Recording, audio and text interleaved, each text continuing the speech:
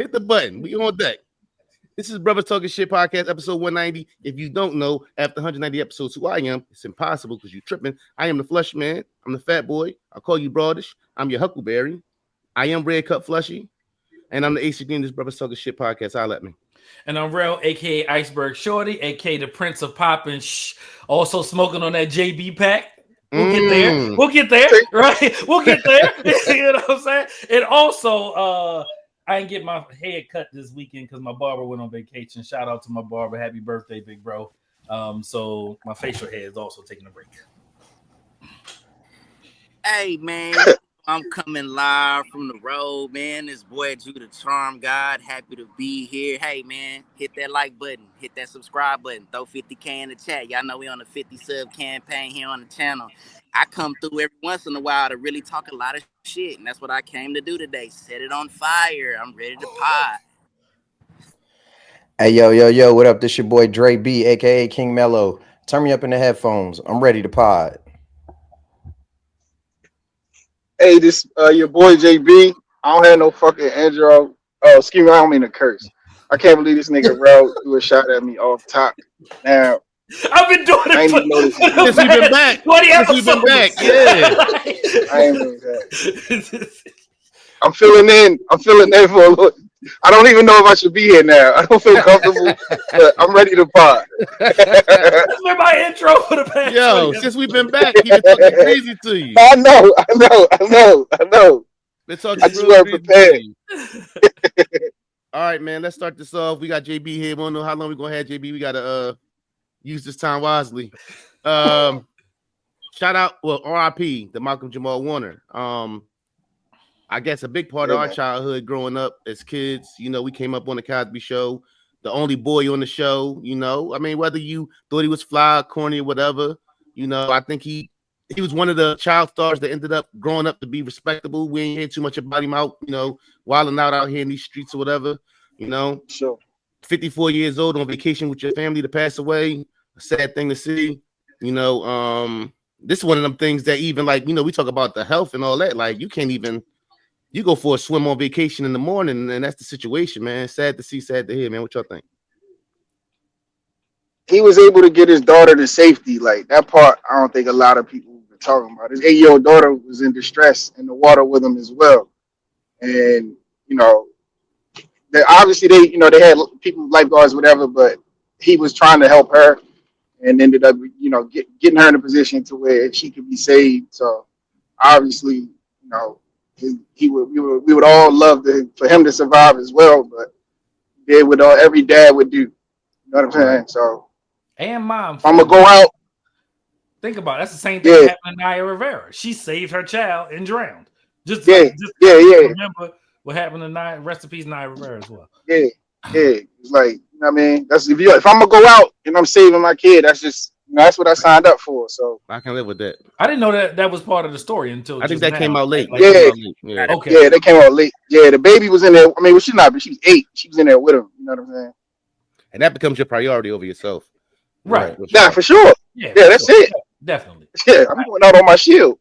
People play too much with the ocean, and rip currents is like one of those things, right? And if you don't know the way to swim. You know what I'm saying? Parallel to it and to get out of it. Like, you got to know those rules when you're going out there, man. And what are the rules? I'm not familiar with it, honestly. And that's one pretty swim the opposite way. Like you just said, go opposite way. Yeah. And if you get in distress, don't fight it. Go with it. Yeah. Almost. You can, do it pull you down? Is it pulling you out? Okay, taking you pull out. You out. Yeah. So swim more out, you saying? No, swim across. Nah, parallel. Yeah, parallel. Yeah. Okay. Like cut it. Like cut across. Yeah, correct. Gotcha. Yeah. Like, don't swim and try to get back to don't swim against it and lose. You're gonna wear yourself out. Yeah, you're gonna lose. Learn something new every day. I was just telling people that last week when we was in the ocean. You know what I'm saying? It's like, you know, like our whole family swimmers. Like, grew up swimming. You know what I'm saying?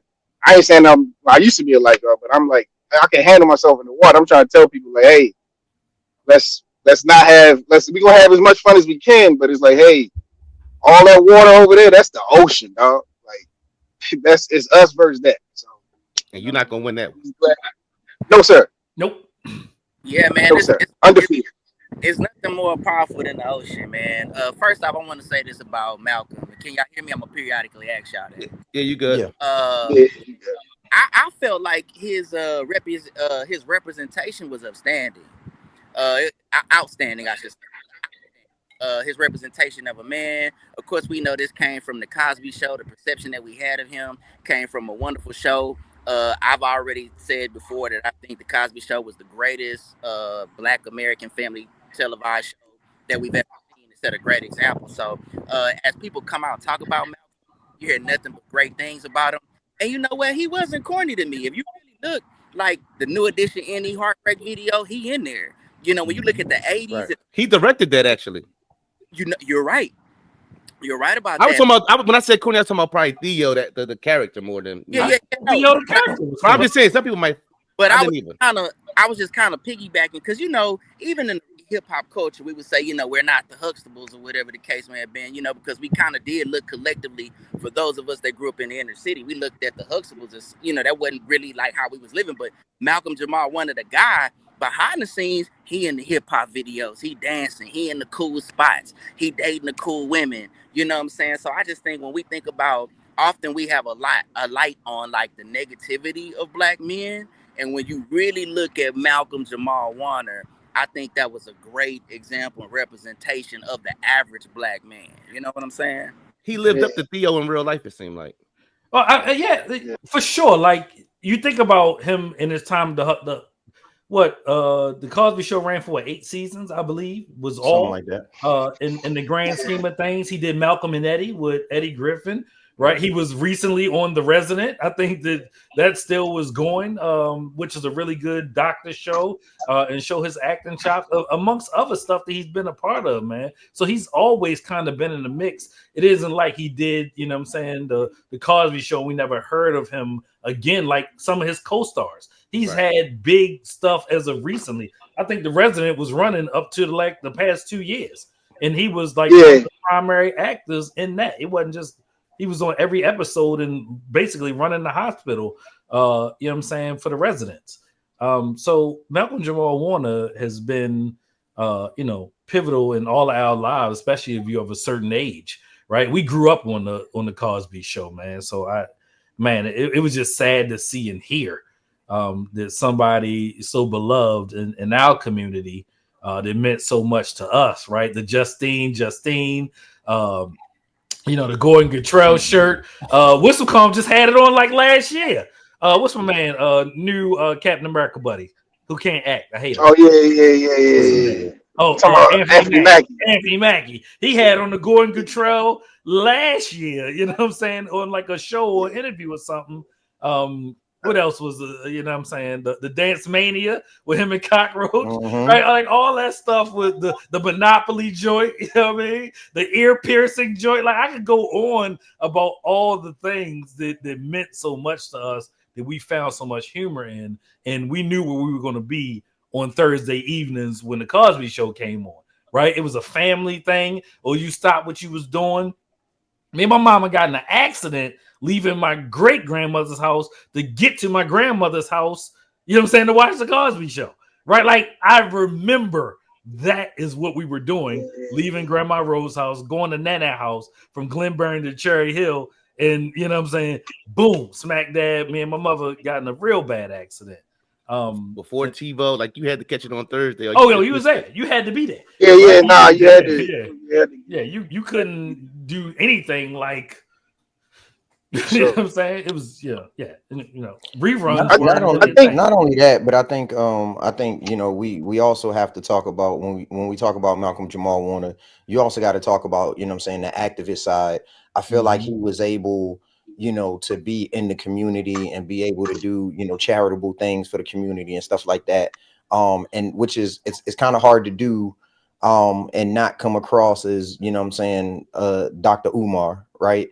So I think that he was able to, you know, to kind of walk that line where he was able to, you know, embrace his blackness and, you know what I'm saying, and represent us, right? And also exist in the Hollywood space without becoming of Hollywood. So yeah, it was real sad to see.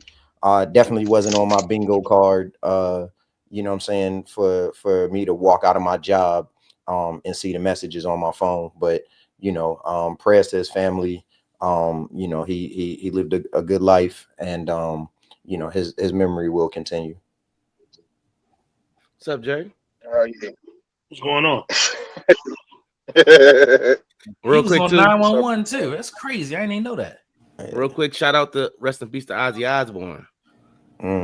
Oh yeah, that was rest in peace. They did that farewell concert that they had for him was cool as shit, bro. He looked happy as a motherfucker. Mm-hmm. He had what he had. He had was it Parkinson's? Parkinson's. Parkinson's. Yeah. No, they did assisted suicide. Did they? Yeah. Wait, what? I know they agreed to it. I know they agreed to it. I didn't know if she they went to like whatever country that you could legally do it. Him and Sharon. Oh, so Sharon passed away too? No. She went with him. Oh, okay. Because I heard something saying that basically they agreed to go together. I thought I heard. Go together as to help him. To go to meet him at the moment. Oh, okay, I thought because he was in so.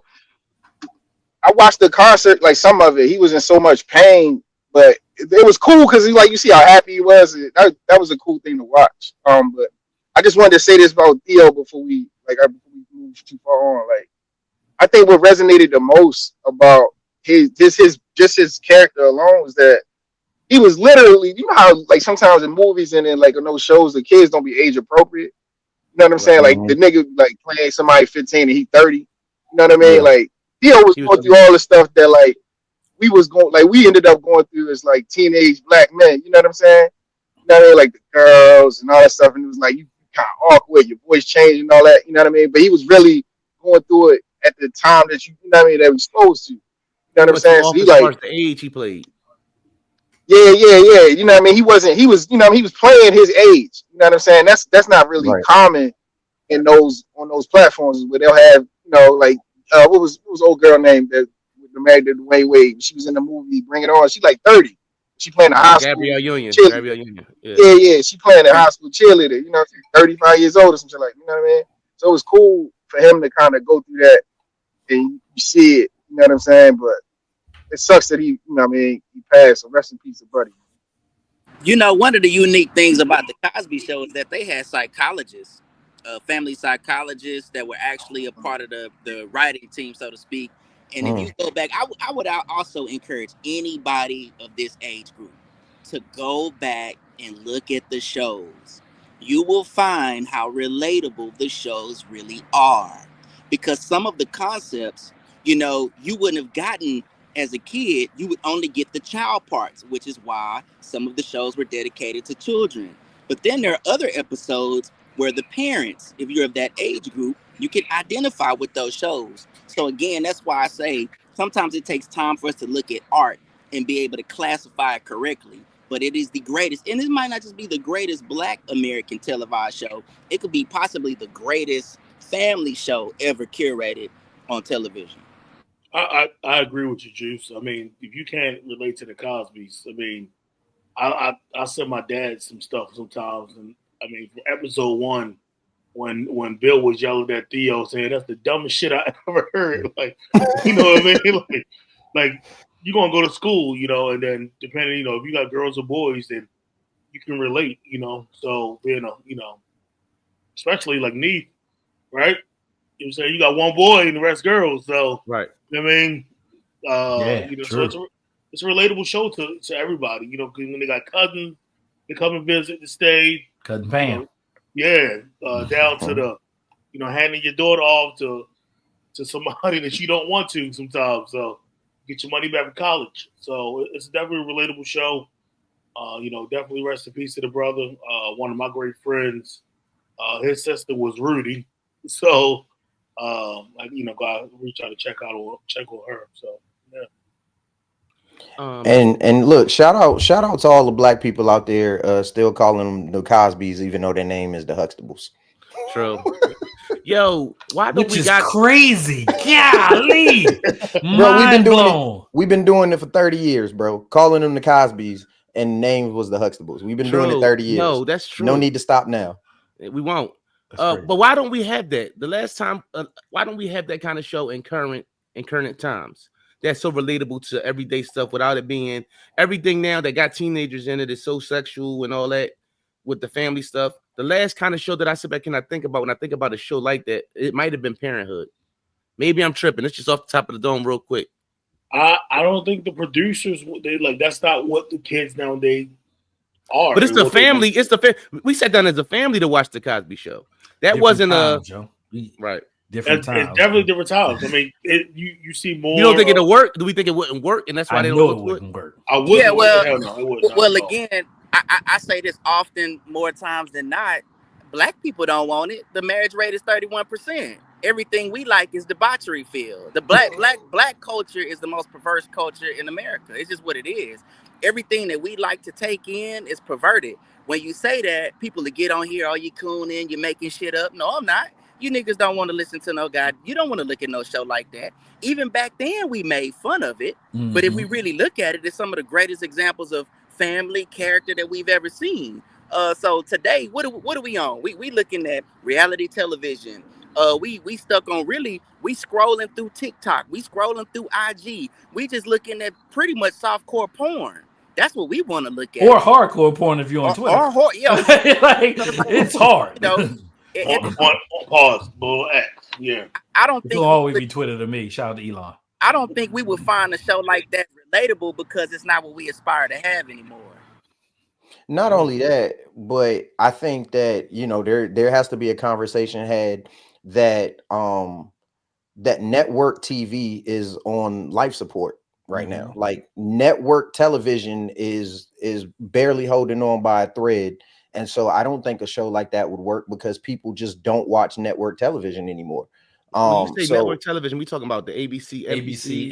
Yeah. Okay. Yeah. But not like network, FX and those things. Well, that's like network. The next tier. You think so too? Yeah, that's streaming the next is where it's at. Right.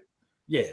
Right. So I don't think network television, will exist as we know it for very much longer because everything is going to streaming and all these different kind of platforms. And so, to try to launch, a family oriented show on a platform such as network television that is just not lucrative right now. I don't think that it would work. But couldn't you make that a streaming show? Like we watch shows now that are put out.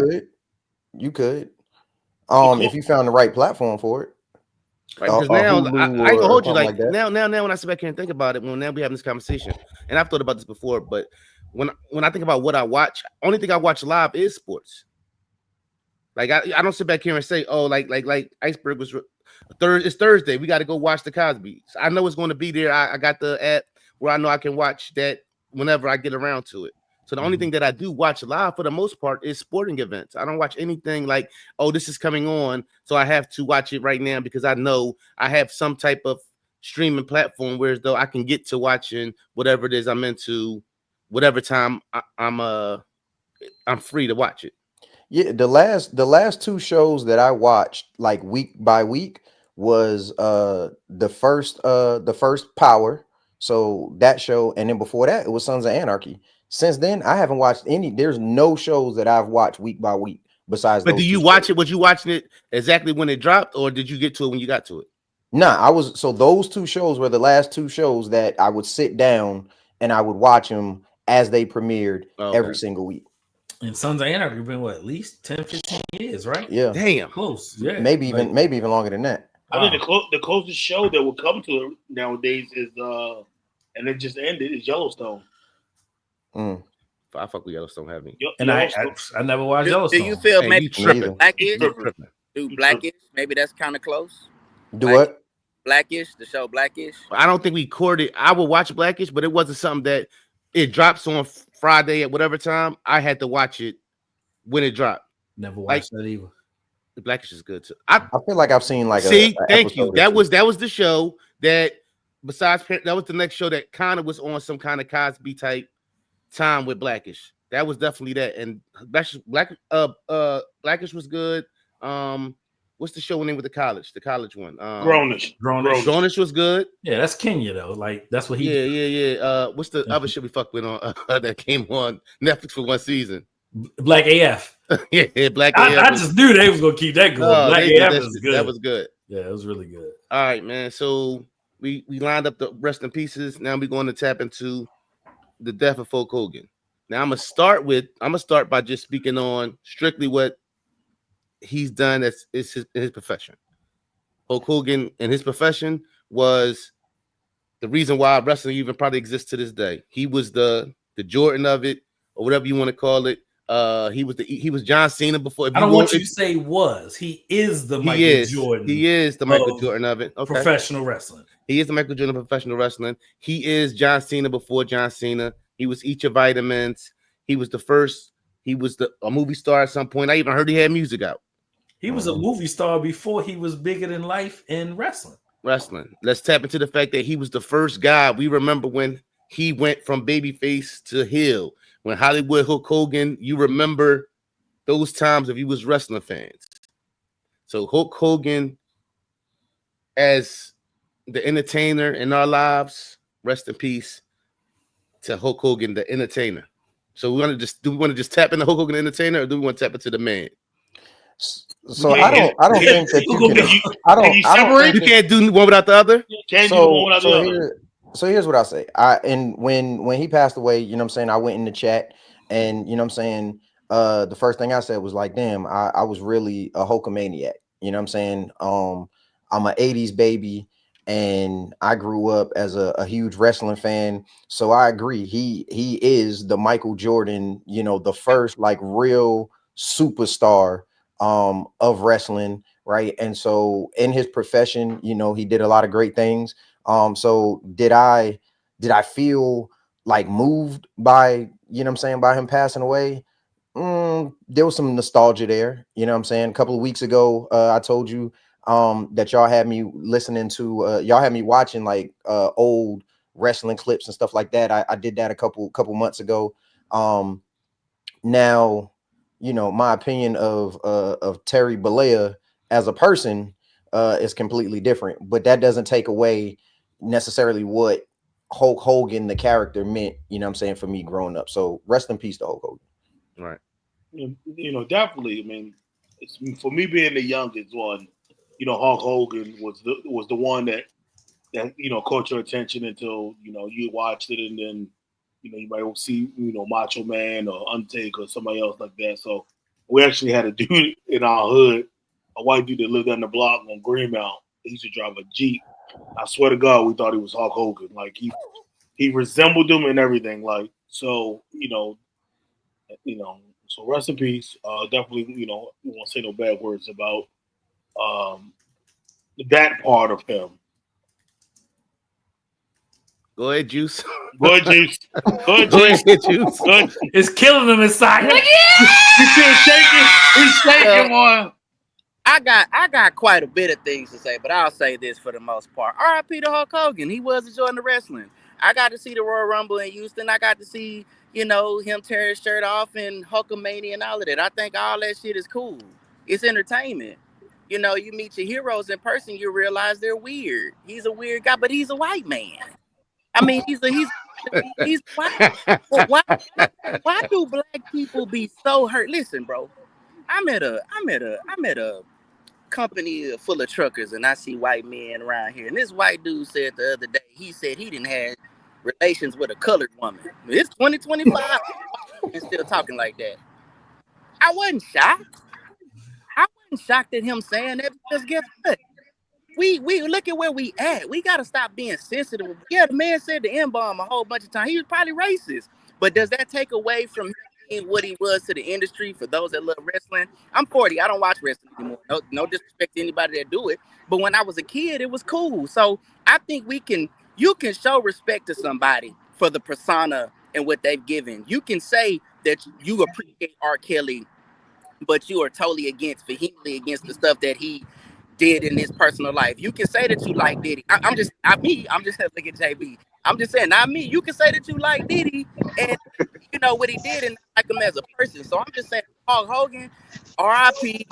You know, hey, you was a you did your wrestling thing, but as a person you were racist. I'm not fucked up about you dying, bro. I'm not like, oh, Hulk Hogan, oh, he gone. I'm not fucked up about it. You did some great shit with wrestling, but he said nigga a bunch of times when you niggas wasn't around. He racist.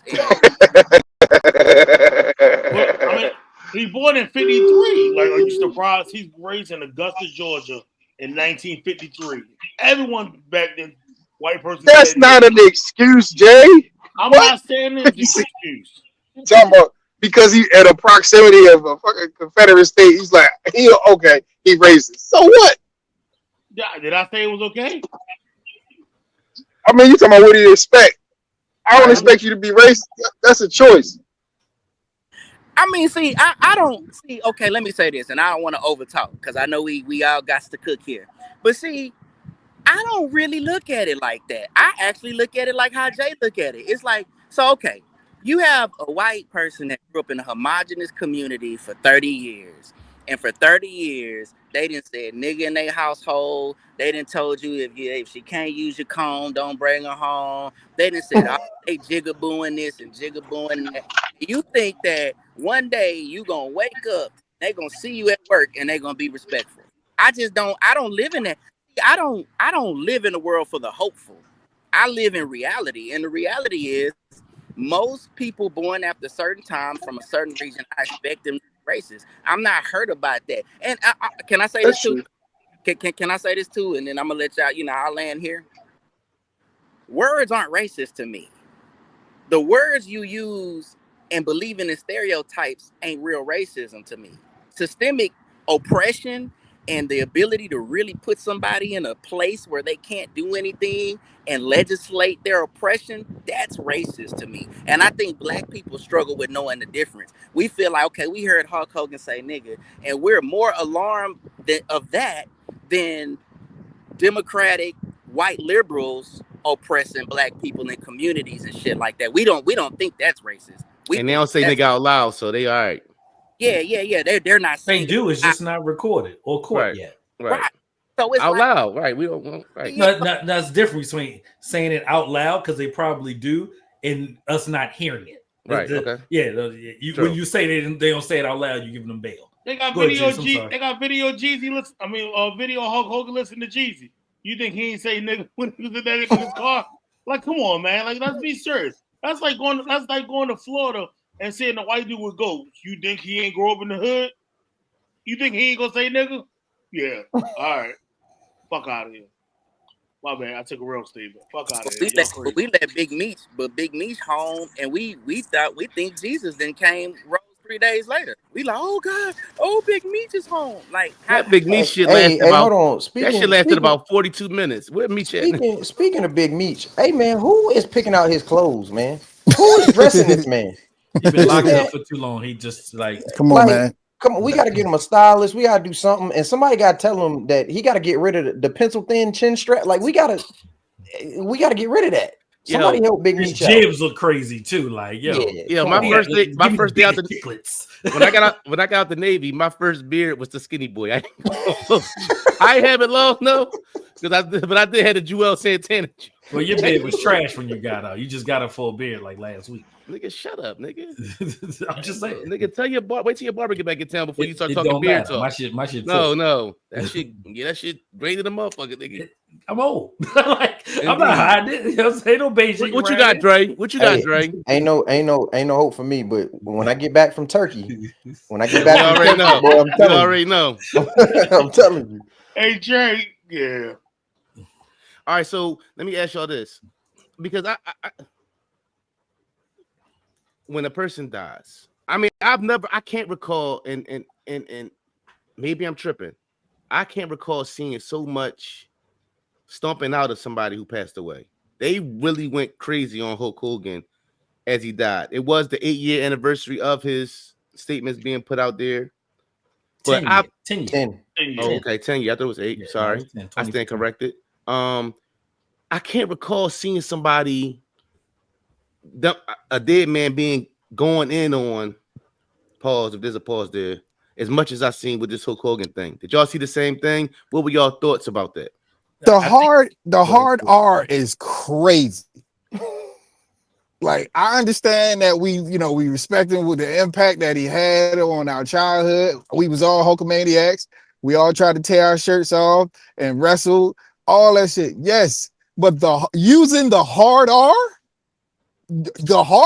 I get it, Juice. It's not racist, not racism, but using the hard R in the sentence to talk about somebody black is crazy. And it's racist, by the way. I still think it's racist. Go ahead, JB. It's racist. Like, yeah, am I under the assumption that if somebody call you the hard R, gentlemen, that we're not throwing hands? I'm not. At 43 years old, I'm not going to. I might laugh at you more than if we in the midst of listen. You are a liar. You are a liar.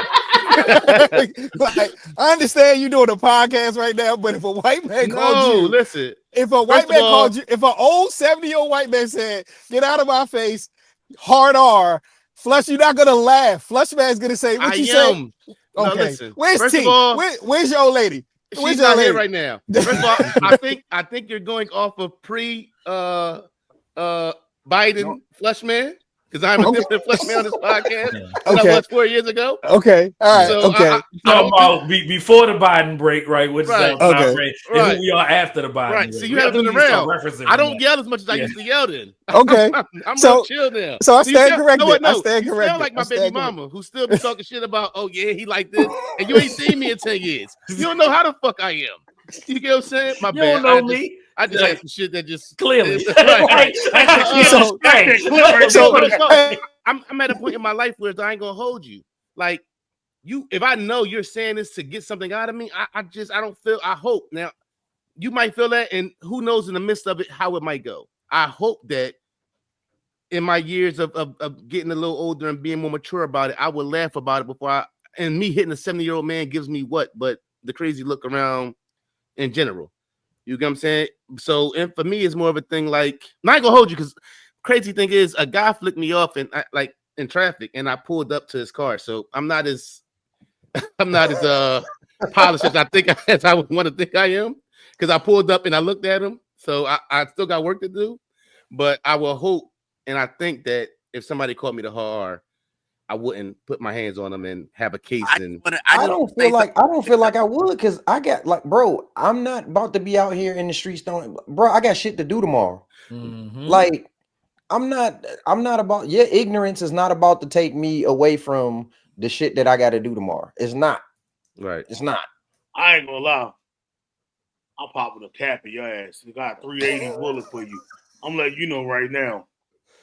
Yeah, I've been thinking about getting your bail money together. That's been on my mind. Like, let me just put something to the side for Jay. I got a little something for him too. Yeah. We gotta be ready for this. Yeah, I'm conflicted by what y'all are saying, and with who's saying y'all, whoever is saying that something's going to happen, right? Specifically, Jordan. Like, what am I going to do? Like, is that the best you got for me? Right? Like, you know what I'm saying? Like, is that how many hundreds of years? At 45 years old, I'm gonna be offended about when my number one thing to listen to is hip hop.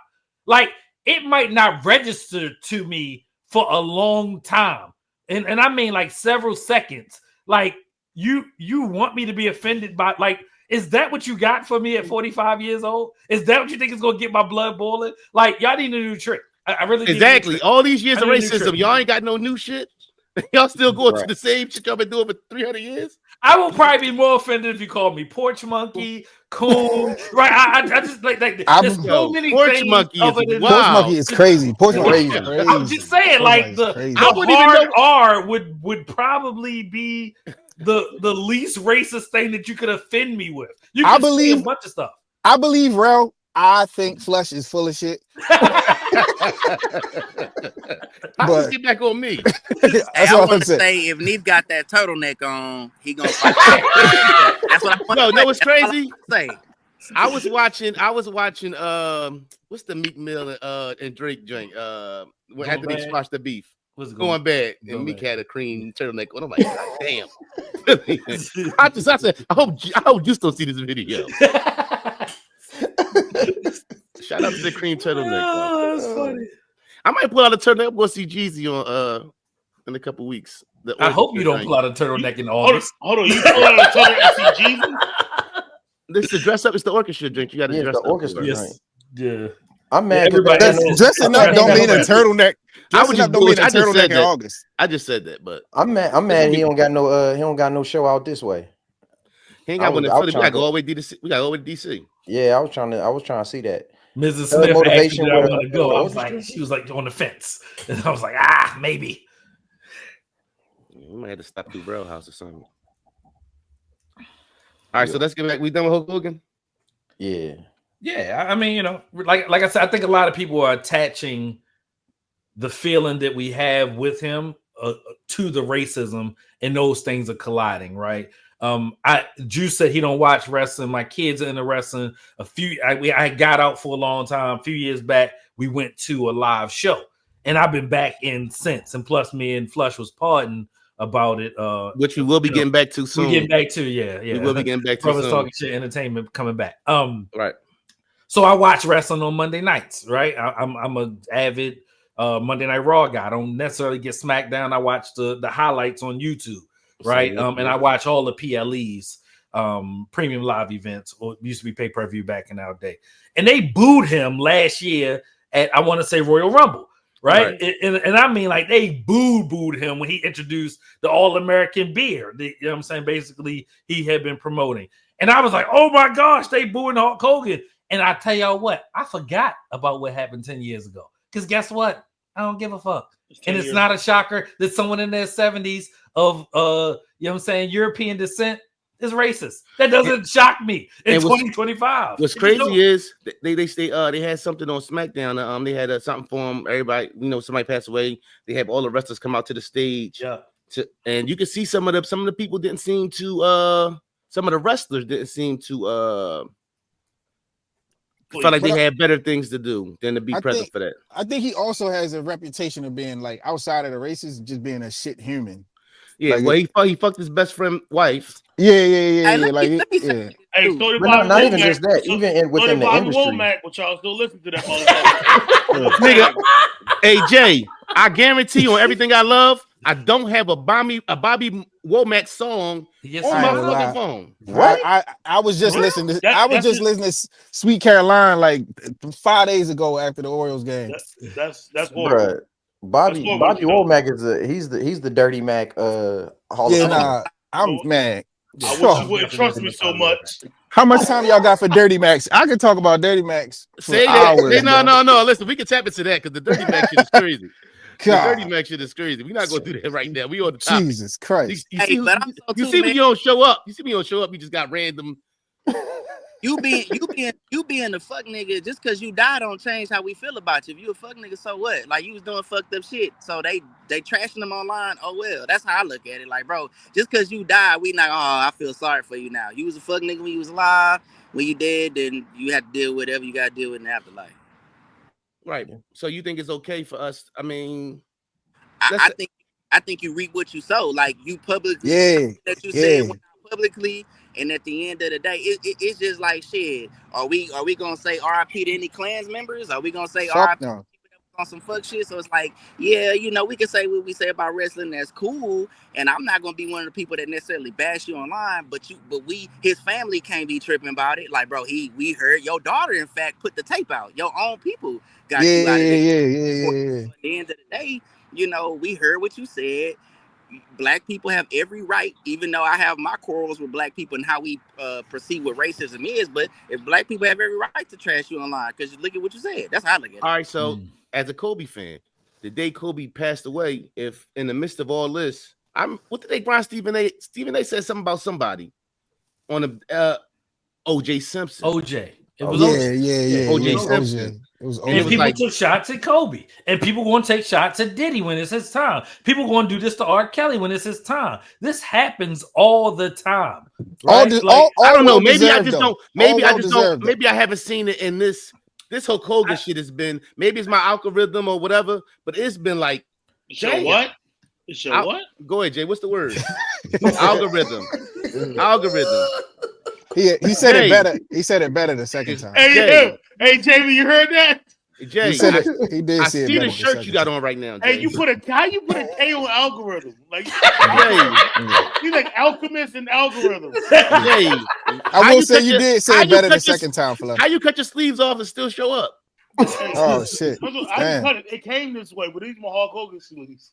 So I choked you out. Oh, that's those your real American drinks? Yeah. No, that's the shit that These Debo 40-year had on. pythons That's were the shit wild that on you, Debo had brother. on in the movie. What was the Hulk Hogan movie with Debo was in it?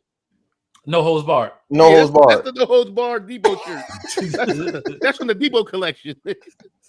One of my favorite movies growing up. He's like, "What's that I smell?" Like, Doogie. come on, bro. Hey, How you I gonna think- hate the Algorithms. I'm sorry, algorithms. O.J. Simpson's picture should be on the wall next to John F. Kennedy and Martin Luther King. Because he did. Hey man, come on, We Juice. can't take it back. Come on, So Juice. we Come on, Juice. Just get everybody demonetized, Juice. Yo, That's what I'm talking every about. time I see that T-shirt when I'm putting the glove on, it's like a black T-shirt and it's OJ and the glove is like gold and he tries it on the court. I'll be like, I want to buy that T-shirt, but I think I got that. I think I got that joint. at 43 years old, it's like, No, you got it. You got to do it. at I got the joint with Michael Jackson got front. We're not even in No, his pocket. is He this nigga like, at Target? Where's he at? It's joint. Like, come on, Yo. like you gotta accept him as he is, right? Like, thank God he's here. Right. Like, whatever, dog. He's here. Right. And him and Juice at the same time is gold. Right. Let right. them go. Like, whatever they gotta say, I I'm told shut you. the fuck up. I'm sitting in the corner. I'm here. If you want to pass it, I'm here. Go ahead. Go for look. Hang your flu game. All right. I think while we got JB, man, we need to let him cook up on that Klay and Megan situation. No. Why you passing the rock, nigga? How you feel about it? Because we know how you love Megan. How you feel about this light-skinned seller having ass motherfucker claiming y'all Houston queen? I'm proud of Klay, and I want to say that his macking is impeccable. I think that what he has done is amazing. Like, you see how Megan look at him. She bought him an AP 300,000. Got Slim Thug up here mad. See, that's what real macking does. I don't care about your past, baby. What you gonna do in the present? I got you working out. I got you showing up, looking good, smiling, behaving. She might start doing gospel rap. Is this the Sierra package?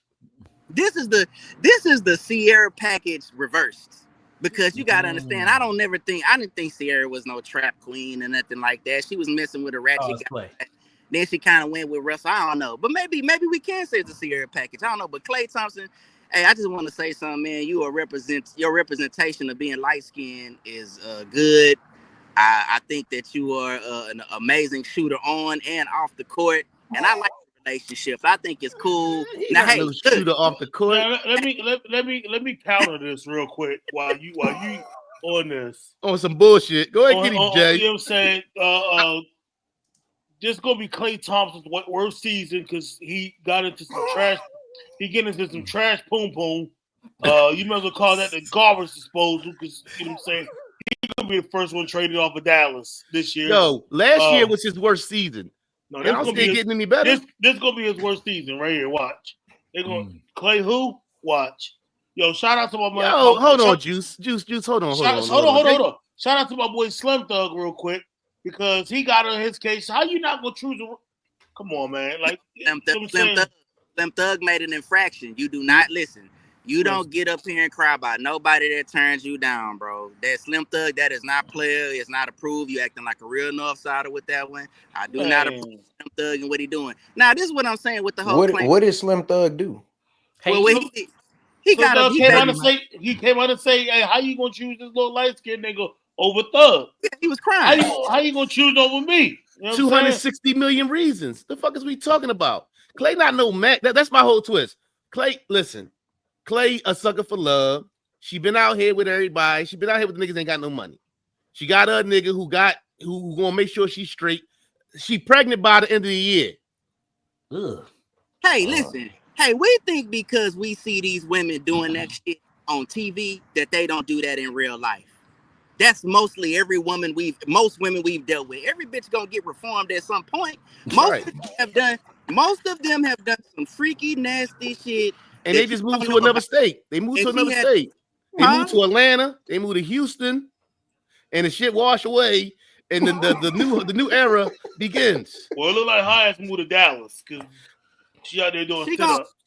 I don't think. Look, I think she has. Listen, do we think that hoes can be reformed? Do we believe that? Of course. Okay, I believe that women can reform. She done did that. She done got out there. She done got groovy. She getting close to 30. She ain't got no kids. She's still a pretty good piece of product. She can change. She's an entertainer. Yeah. I was shocked she up 30 million. I didn't know she was worth that much. No one listens to her. This is just a relevancy. I'm gonna date you real quick because no. You tripping. You tripping. Klay she not letting Klay go. Nah, they look like they in love. You just ain't letting Klay go. Why y'all calling that young lady ran through, man? What's wrong with y'all, man? She like the 2 train. Everybody been on the 2 train. So get the fuck out of here. How old is Meg? 25? No, she older than that. So all right, I do have a question. So how many niggas she supposed to be with? 2? Right. What are we talking about? Did I say she was a hoe? You did. You said. What did I say? You said, yo, everybody been with her. I'm just asking how many. She gets a lot of niggas. I ain't saying she fucked how them many all. niggas? But I'm saying how many niggas she supposed to be with? What's the number? I don't got a number. All I'm saying is she doing a lot of niggas. If you can say nigga in the party, you can say nigga in the party. Hold on. How many of us? Hold on. Peep the Blitz. Dre, you was in the Navy. Hold on. Dre, you was in the Navy. Iceberg, you was in the Navy. Juice, you was in the Navy. Jay, you was in the Army. And Jordan, you've been outside. Yeah. Y'all remember when the new chick come to the boat. Mm-hmm. She from wherever she from. It's her first time outside. Mm-hmm. And she get loose.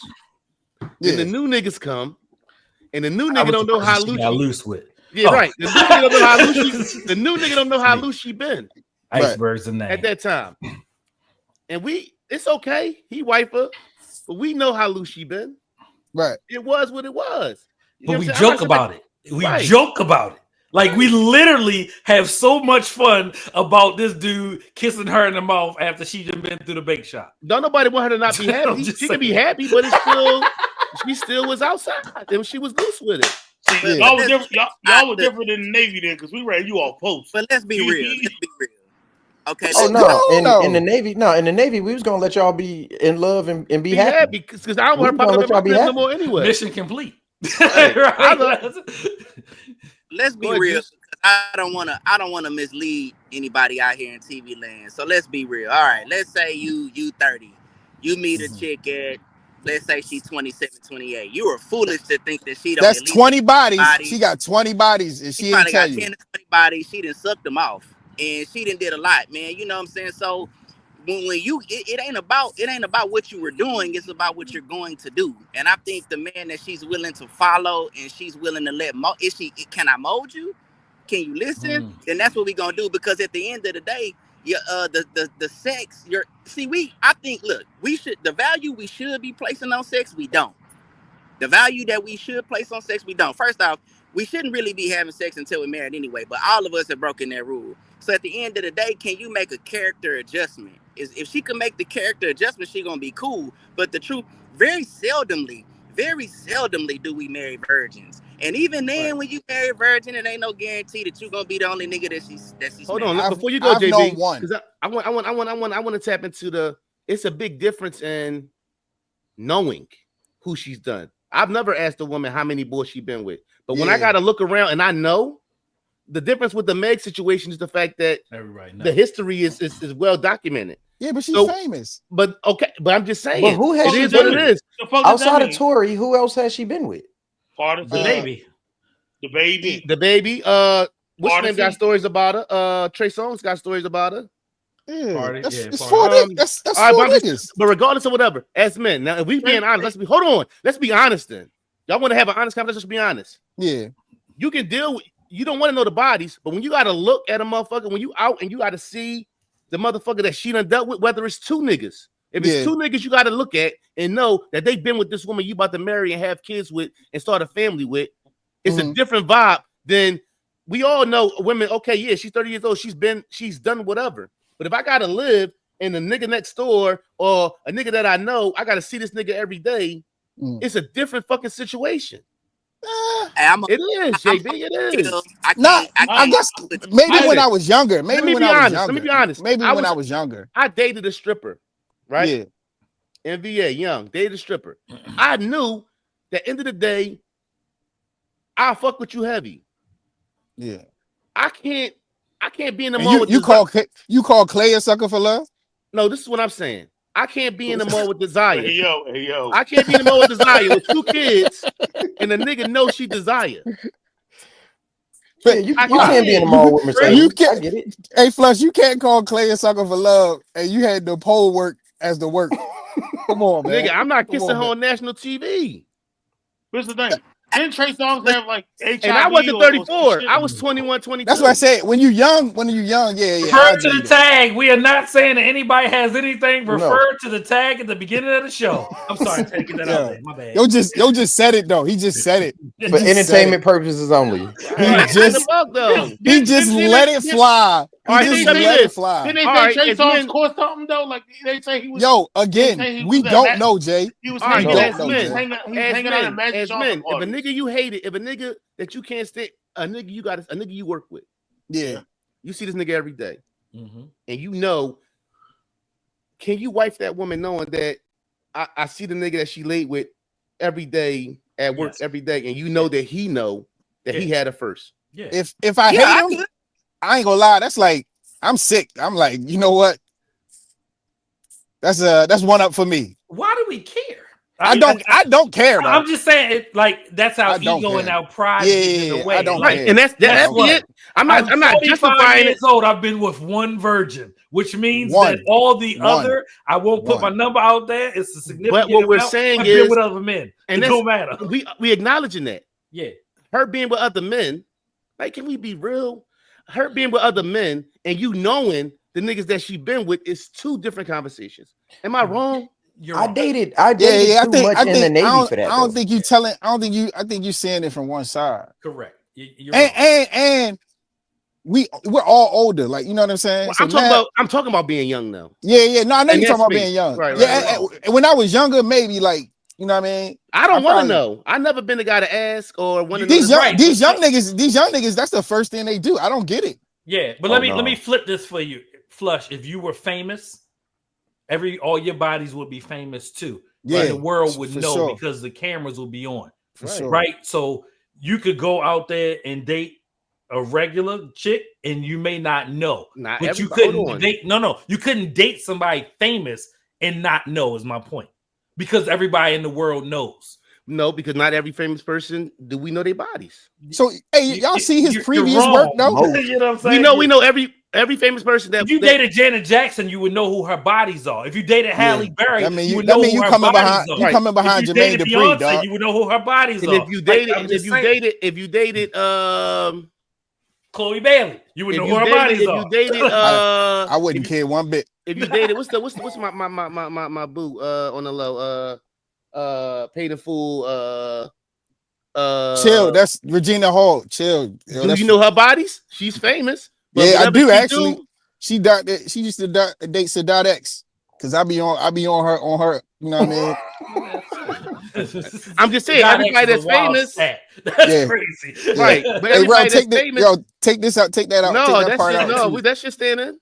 Yeah, we won't do no editing. No. The only person I edit this part is Flush. I think we expect too much out of women. I think we expect them to be. I think we expect women to have a greater moral compass than us than the other way around. This is where I respect the one. Let Juice cook because I want to hear him. Go ahead, Juice. I think first off, as a man, you gotta have the greater compass. You gotta have the greater moral compass because you're gonna have to cover her more bullshit than she should be covering you, and that's the part we got fucked up. Women are not infallible, and I believe that there's an idea out here in the world today that women don't make mistakes, that somehow they're smarter, that somehow they can't be misguided, Megan Thee Stallion is no different than any other average woman that see a dude with some money and some bling and get misguided. She saw some famous niggas. It's no different than if we would have been in that situation and we seen some famous women and we was trying to partake in something and such and such and such and whatever else that may happen. When women don't have guidance from a man, they're gonna look for an external source to guide them and tell them what to do. And that's just what it is. And if it ain't you, it's gonna be a group of women. And typically women are giving terrible advice. So I just don't put women on a pedestal to believe that they have this greater moral compass than me. I believe that most women, until the right man come along and offer them some guidance, that they have fucked up. Now, hopefully they don't have no unwanted babies, because at the end of the day, if they not married to that dude and they got a baby daddy, they may partially fuck with that kid. They really want to have babies with a man that they can stay with. So at the end of the day, I just look, when you come to me, can you be coached? That's all that matters. Because at the end of the day, if you're not with me under somebody that know what they doing, 9 times out of 10 you was doing dumb shit. Now let me correct myself. Believe you me, I'm just all this is just talking shit. I look at the Megan and Klay thing the same way I looked at the new girl. That's like, it ain't none of my business. It don't make my. So this is really just funny to me. If anything, it ain't really that deep of a judgment on her. She got money. They got money. Hey, go be happy. She got the Klay Thompson. She got the Sierra package. Hey, I ain't mad at your dad, but it's entertaining. But he had previous high level work though. Like that ain't, you know what I'm saying? Like his last. Maybe I never heard of it. I can't recall. He had the what's her name? Lori Harrier, whatever her name is. Not Lori Harvey.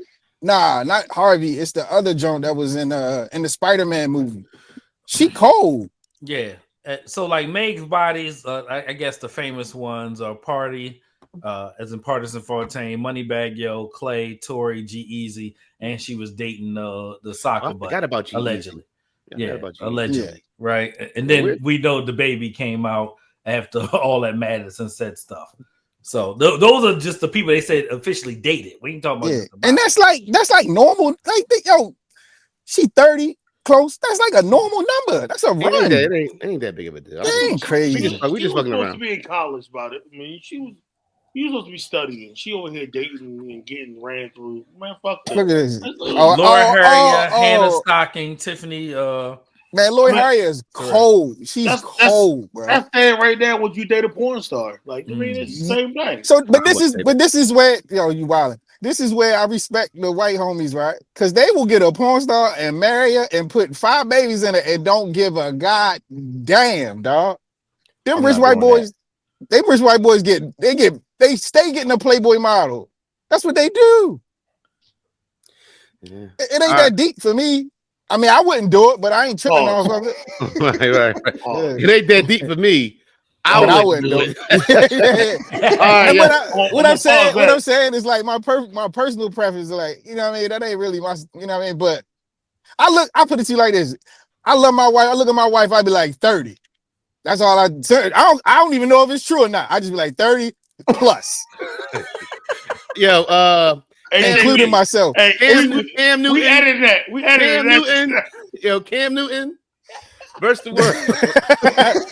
Yeah. Cam Newton versus the world. I feel like, but look, the reason I do that, if I hedge, no, she knows. I tell it to her face. I hedge because I don't want to be disappointed.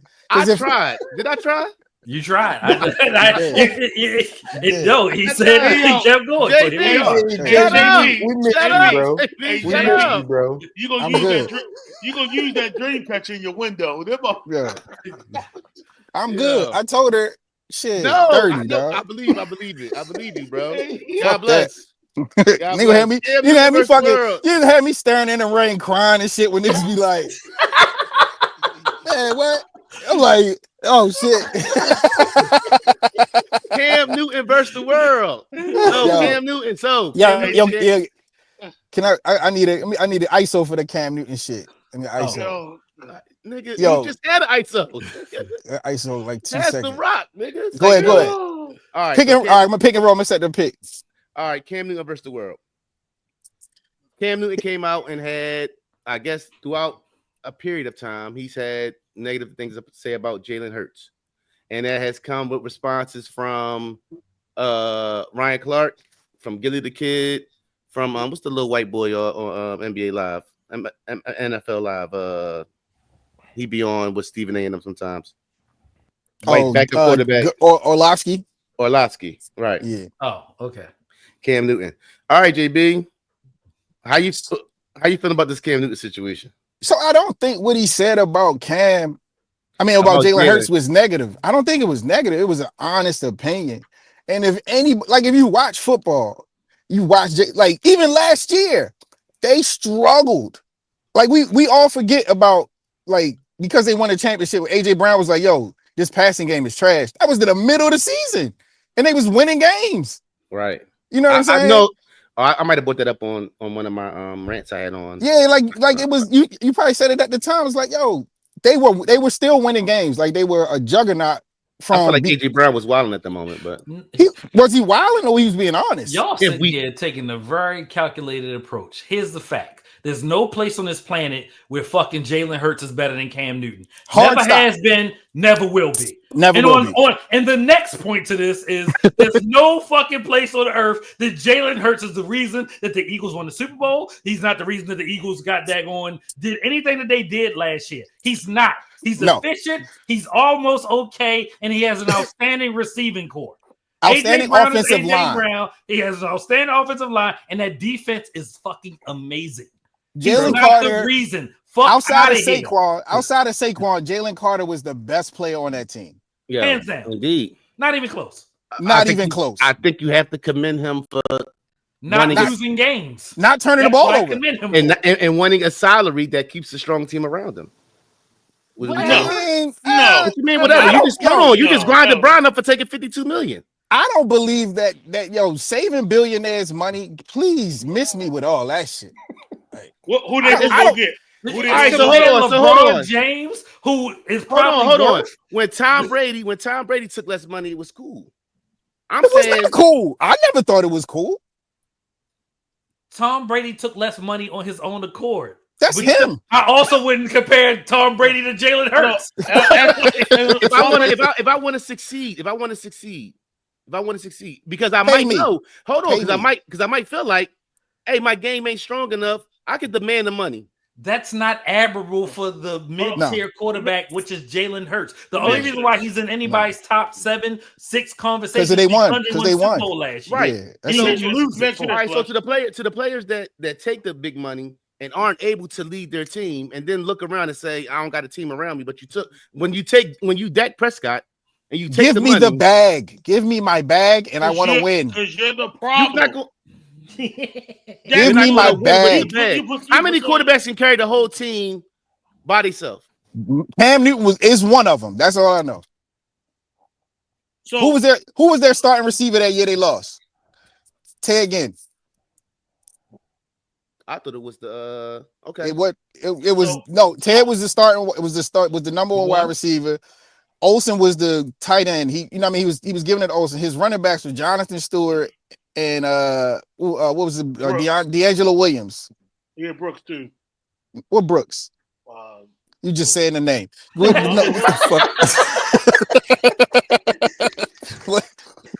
Brooks? It wasn't me this time. That's what I'm saying. JB back. JB back. I don't even got to do it. Plus, he just said Brooks. He just said no. Listen. He good at that. He don't give you no backup. Yeah, he just said. Now Iceberg trying to look up who the fuck was Brooks on the Super Bowl team because he don't want to know. He want to know what the fuck you talking about. Cam was there, Jonathan Stewart, Greg Olsen, Luke Kuechly was the linebacker, Josh Norman was the cornerback, Ted Ginn, Corey Brown was the wide receivers. Just go in alphabetical order and go on the B and then find Brooks. I could be wrong, JB. With JB you could be wrong, but with me it's my fault. Your mistake. There is no Brooks. There's a Broko, there's a Brett, there's a Burton. No Brooks. There's no Brooks. That's the name of this episode. There's no Brooks. Even waiting to get down. But because we got you 2 weeks. He's waiting. Yo, but he said it so matter-of-factly. He said it so matter-of-factly. And he was like, and Brooks. He's like, nah, JB. And they had Brooks. That's the new Jay. 4 years later, he just be just on some other shit like. You don't want to talk about Tom Brady took less money after how many rings? After how many rings though? He was taking it. He was taking it. He always took less money. And again, rings? That's not. I don't understand why. I don't understand why he took less money. Like, why would you take less money? Fuck them. Let them figure it out. I'm not taking no less money. I'm not mad at you. I'm not mad at you for not taking less money, but I understand. Well, there's parallels to that, right? So let me kind of dig in on that one, man. Obviously, I grew up with Patriots fans, so if you had to ask the question, there's probably 2 Patriots fans in the room right now. Tom Brady made his money, right? Like, I think if you look at it dollar for dollar, right, he didn't really lose anything. So he wasn't getting what the quarterbacks are getting now, so you can't compare that, right? But I think it's on par for what he was getting, and he was getting on the back end because he was Boston's favorite son. And let me correct myself. He was the entire New England's favorite son, right? So it ain't just Massachusetts. You got Hampshire, Connecticut, Maine, all that shit all the way down to fucking the Giant Stadium for real, and up was Tom Brady land. So he was getting money anyway.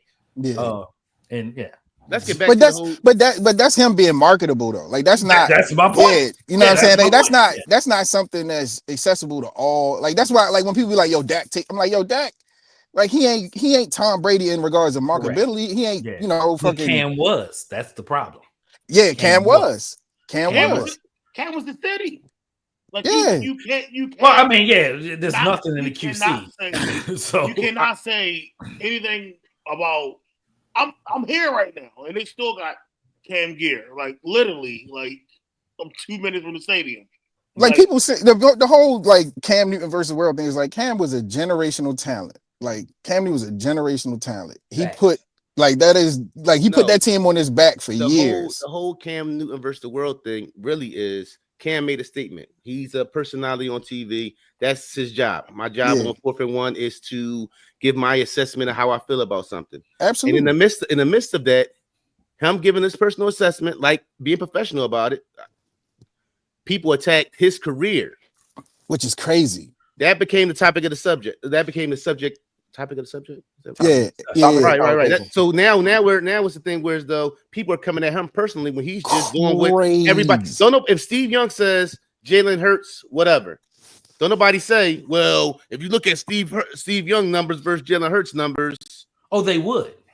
Yeah. Because they do it every day. Every person says something. Let me. I would say this. I saw some shit. I saw something in regards to this where it was like, yo, Cam soft. He didn't dive on that fumble. I was like, yo, Cam got like, I don't know, 40 goal line rushing touchdowns. Who rushes for one like goal line rushing touchdown? That's not soft, bro. You go watch them highlights of Cam getting short yardage runs and he taking on 4 or 5 linebackers. That's not soft. You can't. I seen that dude in person. That's the second biggest person I ever seen in my life was him and Julius Peppers. I seen Cam. I said, dog. Yeah, no, you got me. It's no way if I'm coming in the A gap, I'm not tackling that son bitch head up, bro. 6'5", 240, ain't nothing on him. Like he's full of muscle. You tell it. The people talking about he's soft because he ain't diving the fumble and break his leg. So is it because so we've established this. People do this. People do make their assessments. I hear a lot of when Perk says certain things. Well, Perk only average 6 points a game. Like, you know, that are the those, but you can attach those levels. You can attach those accomplishments to somebody like Perk, and it makes sense. You can't say Cam wasn't whatever. You know, he wasn't nice or this, that, and the third, and then you talking about his numbers. No, because it seemed like a thing where when you're an athlete and you say these things. Let's take it away from an athlete. Let's say when Nick Wright says something, you can't sit back here and say, "Well, Nick Wright stats." Nick Wright says a lot of things about athletes. You get what I'm saying? Or because matter of fact, the crazy thing about this whole thing is this ain't even about Jalen. It's about Jalen Hurts. Jalen Hurts ain't said nothing to Cam. Where they going back and forth. What happens a lot of times? Cam didn't say nothing negative though. Right. But what happens a lot of times, other than this situation, when athletes speak out, the other athletes, whether it's a Kevin Durant, they going back and forth with the person who's my job. I'm on TV. My TV job is to talk about the NBA or the NFL. I say my assessments. how I feel about the moment or whatever I'm saying, and that becomes a thing. But then we don't. It's not a thing with a Nick Wright. It's not a thing with a Colin Cowherd. Nobody say Colin Cowherd. Well, you're as far as your TV ratings, you're not. You get what I'm saying? So is it we don't like Cam? Like people don't like Cam. Are the athletes now too sensitive? No, a lot of people don't like Cam. A lot of people don't like Cam. Yeah, I don't think Cam is good. I don't watch 4th and 1. I don't like him and Peggy's back and forth that he do. Cam voice is annoying. I've hated Cam Newton ever since he walked in the Mary Mac's tea room in Atlanta, Georgia, and wouldn't sign the little kid jersey who was running around trying to get Cam Newton. So I've always hated Cam for that reason alone. Ain't him and Ryan Clark? Don't they both do First Take? I don't know. They coming up. I think Cam got dropped though. Yeah, I don't know what Cam's what he was doing Fridays on Cam. I think Cam moved to Prime. I think he's gonna be on Prime this year. Cam is clout chasing, and let's just call it what it is. You think so? Absolutely. He's trying to get something greater than what he currently has. Right. And it's okay in 2025. So is Cam Jim Jones on the NFL tip? Nah. Yes. No. Hell yes. no. Hell yeah. Hell yeah, yeah. He is. Yes, he is. Why not? How is he Jim Jones? Jim Jones got one song.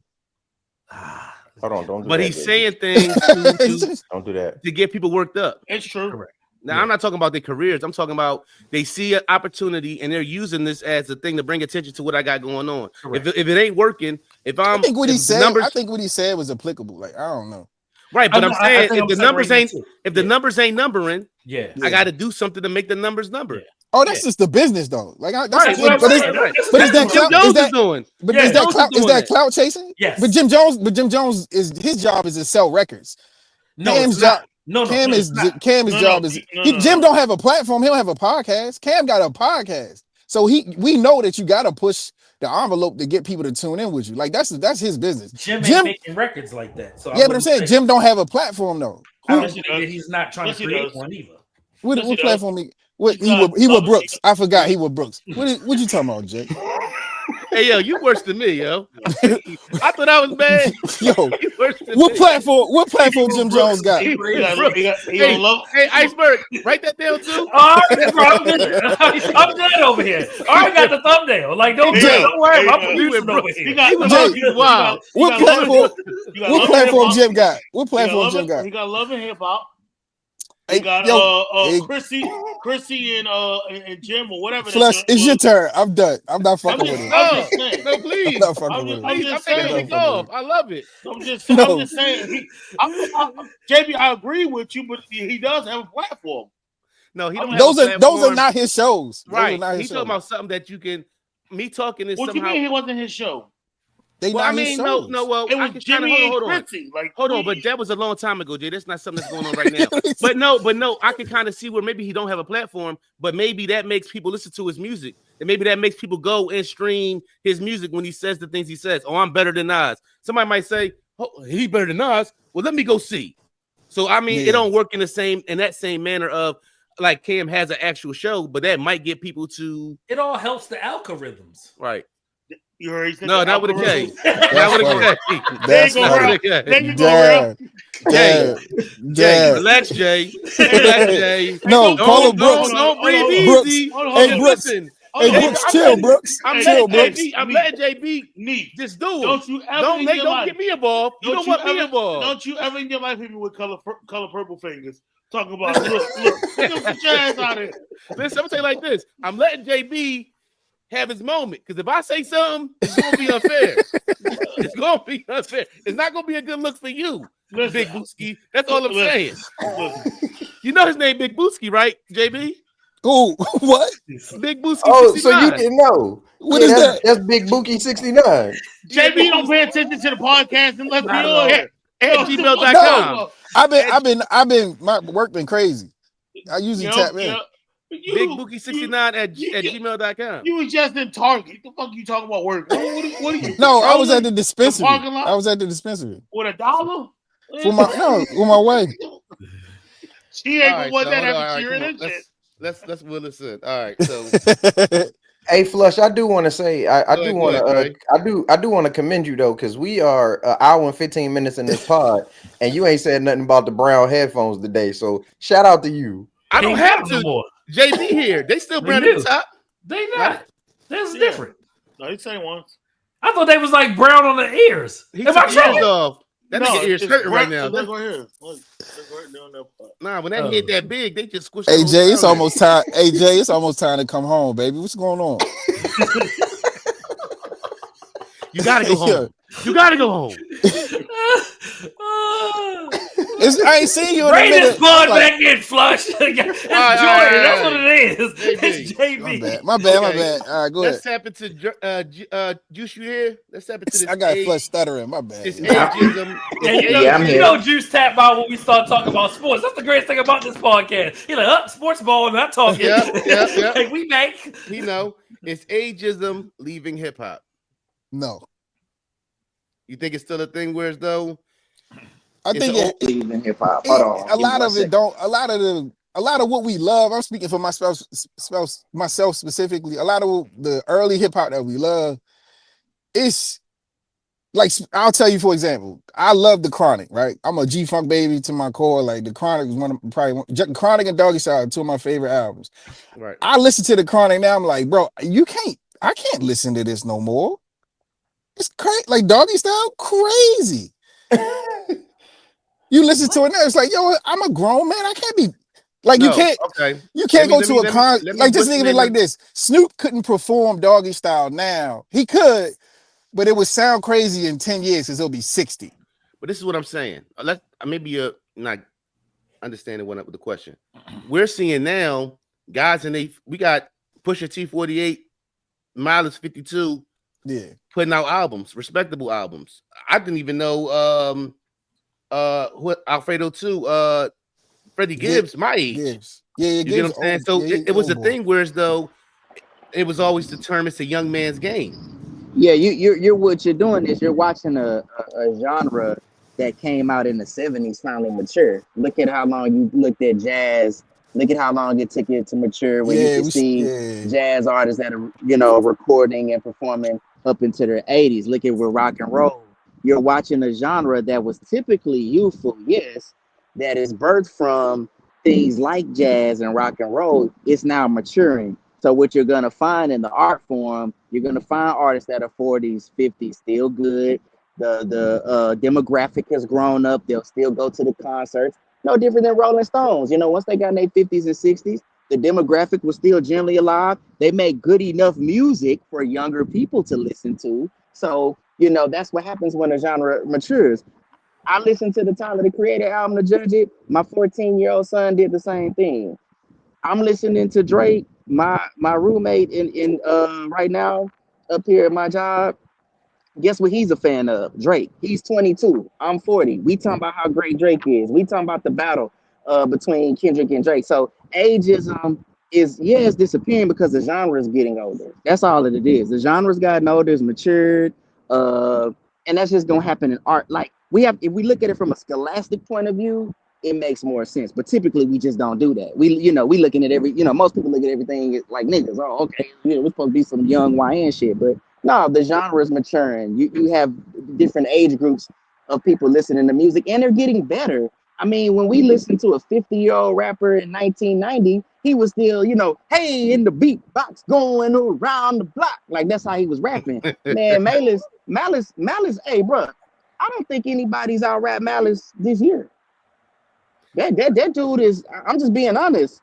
Who's rapping better than, and I'm going to check out Freddie Gibbs. I'm not a big Freddie Gibbs fan, but I'm going to check it out because everybody been saying it's tough and it's me. A Currency is about what, 43, 44? I'm a big Currency fan. Like, you got somebody like Larry June. I know, JB ain't big on Larry, but Larry is like 33, 34, and Larry might be having 2 Chainz 40 something. Yeah, like they had these. You watching a lot of artists having the biggest moment that we've ever seen of that age group ever have in the genre. So that's all it is. It's so tough because there was somebody at some point in time that said, "Get out of here, old man. This is a young man's sport," and then we all just rode with it.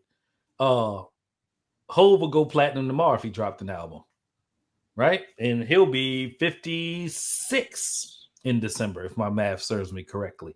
There's a super group about to be formed with KRS-One, Rakim. I think Big Daddy Kane is about. Is Big Daddy Kane Kumo D? Yeah. No, I don't think it's Kumo D. It's what's my man name? What's the name, brother? Coogee Rap. Coogee Rap. Okay, yeah. So whatever, right? Like if you can rap, you can rap. And only the fan would tell you that you can no longer rap or be relevant, right? Melo's been off for 15 years, and he sounded like he put an album out last year, right? Like early on, that album is aging like fine wine, and it's been like 3 weeks. I can't stop listening to it.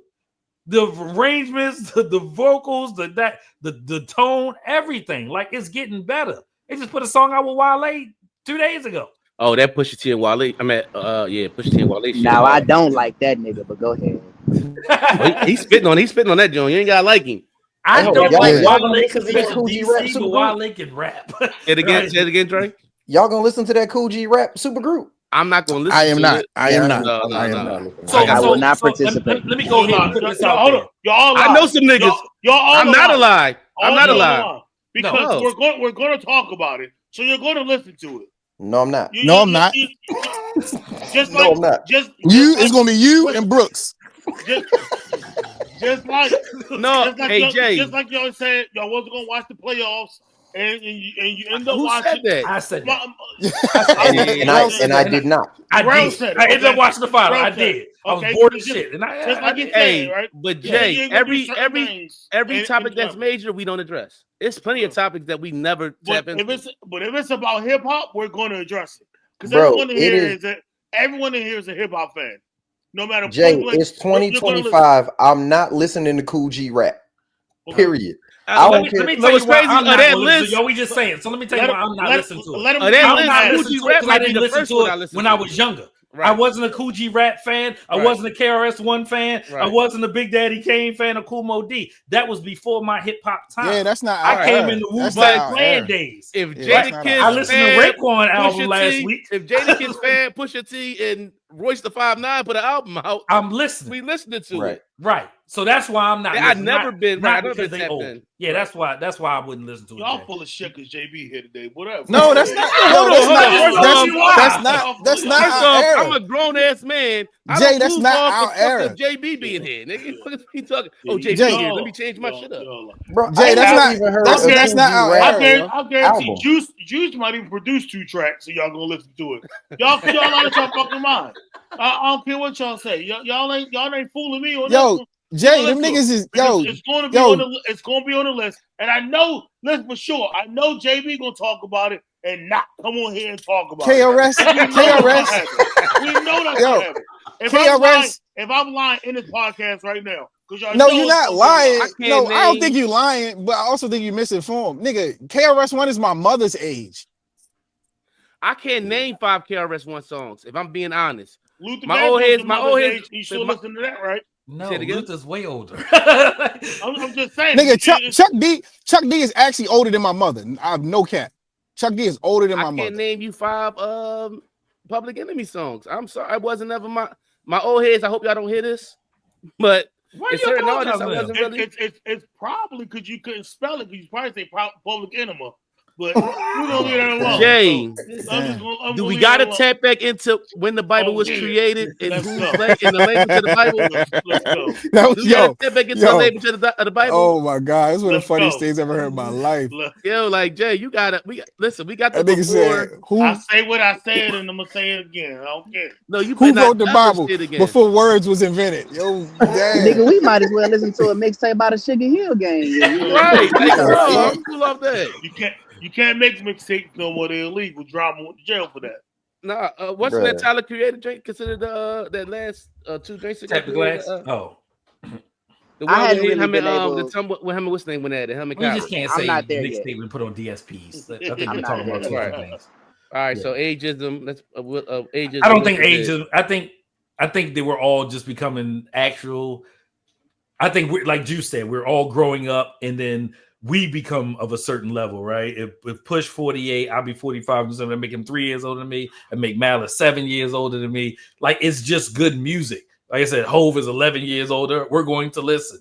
right? If Hov put out an album when he's 61 and we all 50, right? We're going to listen. What are you Whole gonna call it? brace is What are you damn gonna near. what are you gonna call it? The great tapes, and then everybody gonna listen. The fuck out. It might be. Whatever. I just don't think that something that you can do and you've always been able to do that you should put like this cap on it and say that you can't no longer do it. That don't mean anything. It's not football. It's not basketball. It's a skill that you've always had. Oh, I'm about to say like going to the club. And we're the only, like hip hop is the only genre that we try to age out our greats. Like it's always, we self-destructive as shit, Dre. Yeah. Well, it seems to be ending. It seems to be ending because it was stupid then, and everybody realized it's stupid now, right? Well, that's like when we older. I remember thinking certain things were old until you get to a certain age. You be like, now, we think about Malcolm-Jamal Warner dying at 53 and be like, that he was so young. 54. When you was 54, when you was 20 something, 54 might have seemed like old. You know what I'm saying? Because everyone had AIDS then. You don't hear about it now. Ever since Magic Johnson, that's why. Bro, this hate tripping. He crashing what out. The fuck just happened? He's crashing out, dog. Like right here in front of our eyes. I'm just saying. What? Us growing up. What did he say? You just said HIV and AIDS twice on this episode. Yo. What is going on? Twice times. Yo, it's not even a thing anymore. No, People already even died of HIV. He said we all acting different because JB here. Nigga, I think you acting different because JB here. This nigga said AIDS. Niggas was dying. What the fuck? All right. The T app. Okay. Don't go too far. The T app. Oh yeah, y'all heard about what's going on with this T app situation? Jay, how you dealing with the T app, man? They know about you. They know about your weird shit now. No, man. You know what? They out here talking about your weird shit out here now. No, it ain't no weird because I keep it P all the time. So you gonna know what I'm gonna say. And so I literally just talked to one of my homeboys the other day from when I was stationed in Kentucky, and we were just talking. And we was no, it's not Brooks. And we were talking about the T app, right? And we was talking about all this. And he was like, man, I'm glad that I ain't changed, right? Like, because I'm gonna be myself no matter what. So it ain't nothing to talk about me on the T app, so I'm good. You know what I'm saying? Because I'll keep it P. Hey, this my last topic, man. Gotta charge my phone. I got respect my roommate or whatever. So I'm gonna go ahead and cook up on this real quick. If the Roosters are coming home to roost with the T app because it's been hacked. Their security. First off, why would you get on a gossip app? What is it? I don't know what it is. Miserable juice. That's why. What is it? It's people. Okay. So this is the T app. The T app is an application that women get to get on in their city and talk about men that they've dated. They will post a picture of a man and they'll be like, hey, have y'all dated this man? Do you know this man? Other women will chime in and give a good report or a bad report on this man. And some men get flagged more than others. It was meant, the idea was previously meant for, hey, is this a predator? Is this a guy that respects women? It was supposed to keep women safe. But you know what these women gonna do, because there's only a small percentage of them that care about safety. The rest of them actually want to get on there and either fuck the toxic guy or begin to just slander a guy that didn't want them. And that's what it became more of. You got guys in prison on there. They got pictures of guys on prison. So yeah, multiple women messing with guys in prison. You got multiple women doing the things that we've said about them all the time, and now they are exemplifying this. That's what happened. So they were doing this. It became a very popular thing. So much so that the T app actually became a top downloaded application. Well, guess what happens when you do stuff like that? When you get on the radar, you can be hacked. And that's what recently happened. Some hackers got in, leaked a bunch of women's location, IDs, and things like that of that nature. So it's become a big deal. First off, you can't get on the app trying to snitch. That's what you're doing. You're basically getting on the app. You're saying you're anonymous, putting your photo, your selfie on something that don't have great security posture, snitching. It's just ridiculous. But that's what's been happening. A lot of guys have gotten information on themselves and said that it's not true.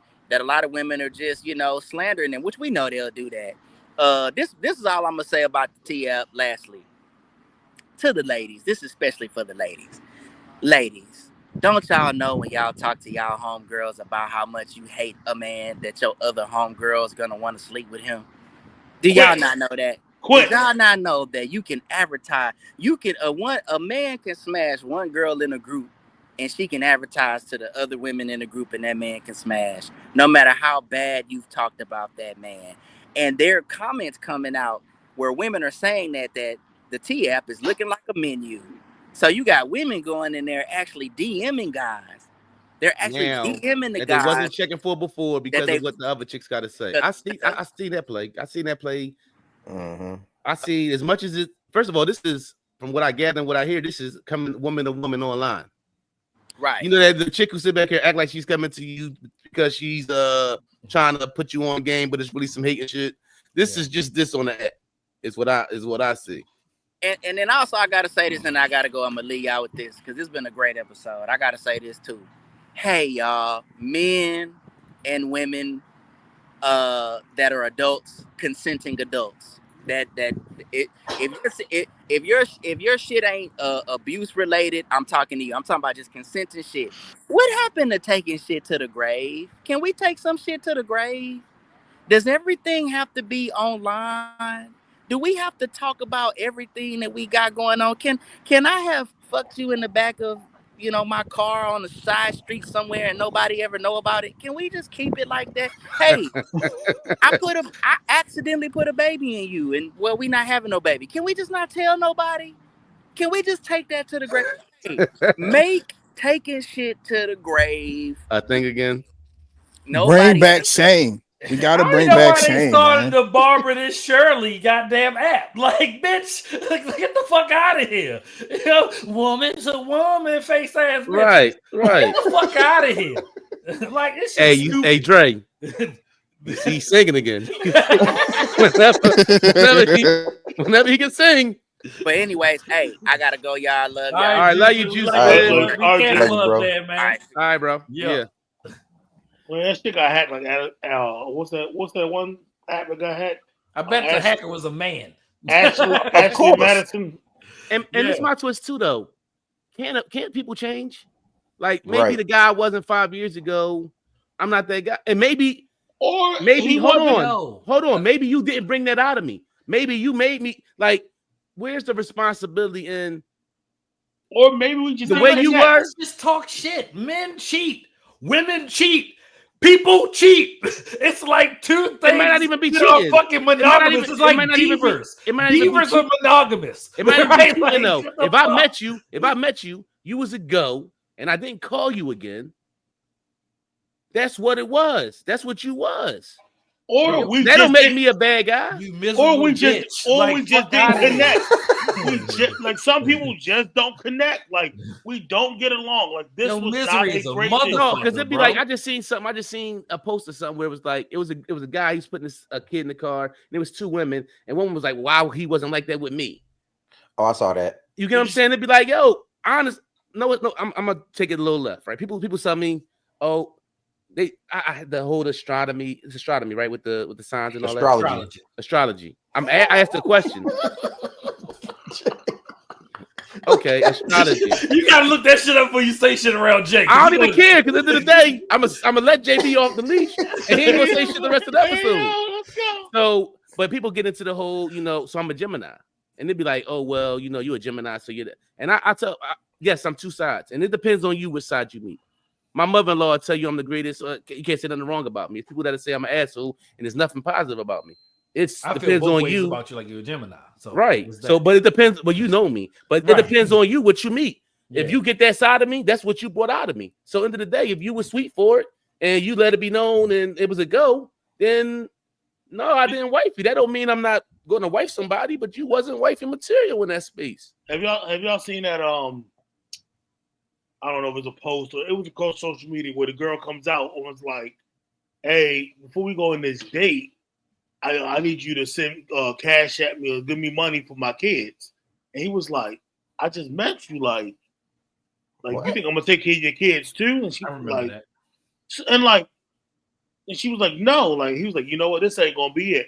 I guarantee you, he was on the T app looking like he don't want to take care of my kids, and he ain't shit nigga.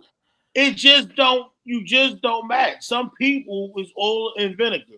You right? Everybody, everybody. You can't be motherfucking matched to everybody. I mean, it's just the way it is. I think like it sounds wild to me that women across the country are going in the app just spilling tea right on dudes and thinking that that's an accurate reflection. Like you said, Flush, just because our relationship was what it was or whatever, it doesn't mean that I'm like that with everybody. You know what I'm saying? If you lined up, 20 of my ex-girlfriends in a room, I guarantee you, 15 of them dated a different guy. You know what I'm saying? Like everybody's not going to have the same experience with you. Like you said, everybody not going to bring the best side out of you. You know what I'm saying?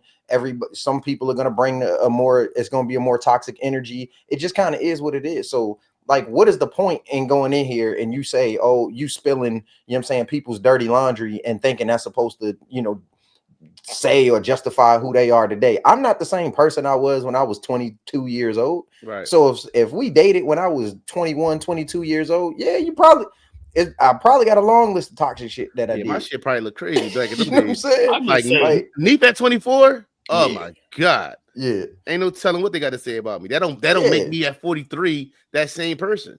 Right. That's stupid. Right. And you sit back here and I believe what you say. I believe there's a lot of women who take that and it's a turn on for them, the negative. And them guys who probably getting bashed the most and talk badly about it, they DMs probably popping. It's the black book. It's like a cheat code. Like, oh, he ain't do what? Oh, let's see if he'll do it for me. You know what I'm saying? Man, come on.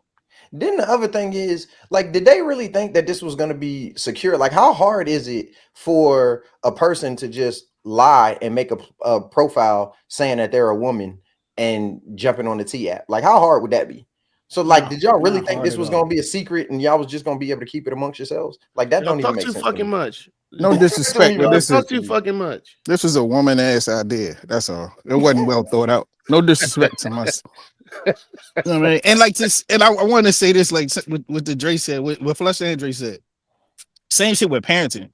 Like I had to talk with I got grown kids and I got small kids. So I had to talk with my oldest daughter, like, she's like, Dad, she see how I am with Lo. You know what I mean? I'm just like, yo, when I had y'all, I was 21, 22. Right. You know what I mean? Like, Lola's born, I was almost 40. Nah, you ain't totally different. That's the same thing I said. The totally different dad. You know what I mean? Like, financially, a little bit better, a lot better. You know what I mean? Experience. Exactly. Yeah. So it's like, yeah, okay, yeah, sis, I wasn't bad, whatever. At that time, that mean you was fucking around. That ain't me no more. And man, I better not pop up on that motherfucker. I swear to God. That remind me of on the Shy early on the Shy when I used to watch it. Emmett was mad at his dad because he had to go stay with his dad for some reason, and his dad had younger kids. And he's like, "Oh, you're dad of the year over here," but me and my mom was, we grow, we evolve. People do. Hopefully, if you ain't I think the motherfuckers who think you still the same or think that way because they still the same. It's been 20 years and you still stuck in the same shit you've been on. You think everybody else still in that fucking space. Men held to a different standard though. That's what you gotta realize too. That's true. Like, it's nothing fair, but that even goes back to even with when we was talking about the women thing, and me and T had a conversation just talking in general. It's certain things like, oh, a woman body, and then, oh, well, men do this and it's okay. It's like it's some things that just are what they are. Yes, that's how it looks. If a woman who messes with other women is still acceptable to men. A man that messes with other men ain't considered bisexual. He gay, right?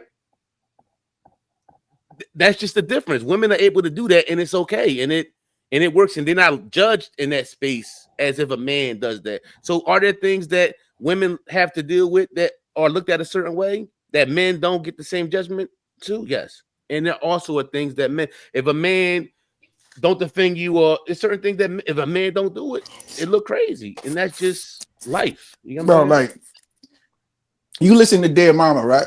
And you be like, when Pop be like, when I was young, me and my mama had beef, kicked 16 years old, kicked out on the street.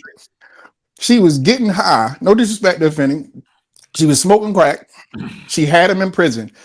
If a father did that, they not making no song anthem about that nigga. That's a totally different song. Like, man, my father was a junkie. He was in prison. Fuck him. You know what I mean? Yeah, that's a fact. Yeah, that's a fact. That's a ball. Yeah. It's certain shit that just, and it go both ways. But I guess sometimes with gender, you only see what your side of it goes through. You know what I'm saying? Nobody sees what women might go through as men, and women don't see what men might go through. Did I say that right? Yeah. You can be a mediocre mother, and they'll call you mom of the year. Fact. If you a mediocre dad, oh, you the shit of the earth. What? Especially if she better. Oh, true. A shit. Listen, we'll shit on you. Yeah, I've mastered the art of not giving a fuck. They talked about Jesus. like they talked about Jesus. Like, I know who I am inside and out, bro. Ain't nothing worse than somebody talking about you though. That we ain't had a civilized conversation how many years, but they know you so fucking well.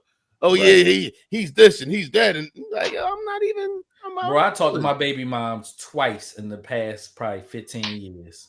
Twice. Talk about me all you want. I don't give a fuck. Twice, bro.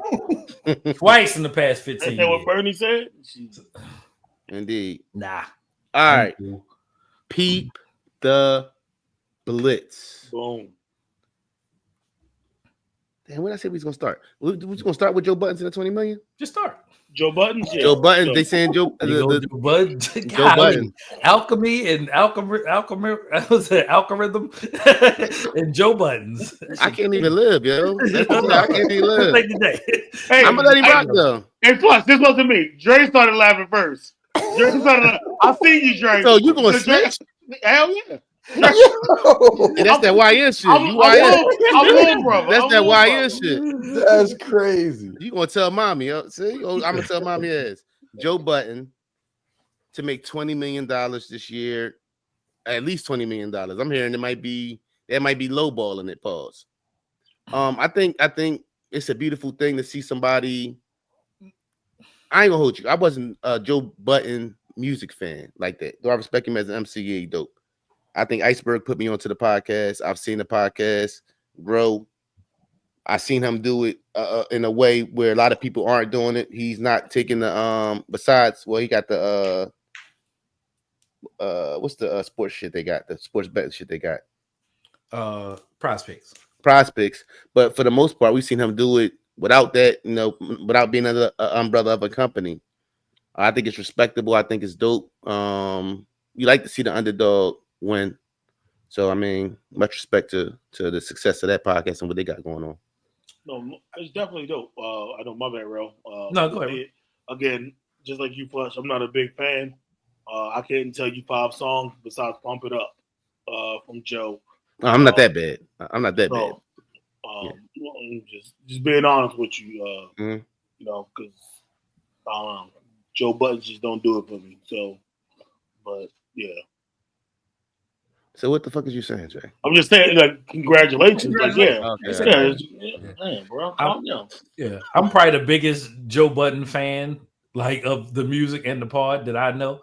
I don't know anybody who's a bigger fan than me. Unlike y'all, I could probably name 20 Joe Budden songs. I could probably name songs in order from complete albums. I'm like that big of a fan. Joe Budden's in my top 5, has always been for a long time. My brother Wayne put me onto him. Rest in peace, Wayne. A long time ago, early on. I mean, talking about, early 2000s. I've been a Joe Budden fan. All the mood musics, everything, all the albums. And I thought 20 million was really low, right? Like in the grand scheme of things. So they talked about the money from Patreon. They talked about, other ad stuff coming in.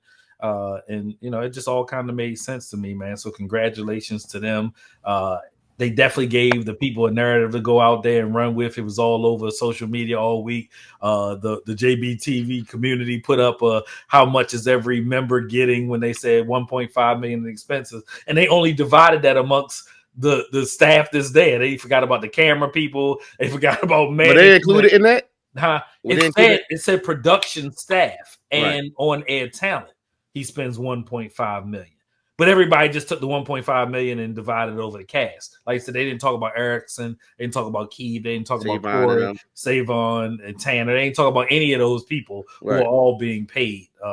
So that's just kind of it. And people be pocket watching, but that's the barometer of success, right? Like I dream and live for the day and wanting to put in the work that we can have a conversation and say what the splits look like for our $20 million a year. Because now we know it's possible, right? And that's always been the thing for me. If it's possible for that person, then it's possible for me. And you just get attached to it and go, man, because success leaves clues. And what I mean? So we get that number. We get that number. JB might show up one time. Shit. Oh, he'll be here. Nah, JB still be late. JB be late. Walking around doing shit. That's part of it. That's part of his persona. Right. He just gonna be late in a Versace shirt. And what are you eating? Get that out your chin. What are you eating? You I don't disagree. You got something going on. Yeah. You got an oodle noodle in your chin. What the fuck is that? It's an oodle and noodle. It's like an oodle and noodle. You're on mute. You're on mute, so we can't hear you. It might be mac and cheese.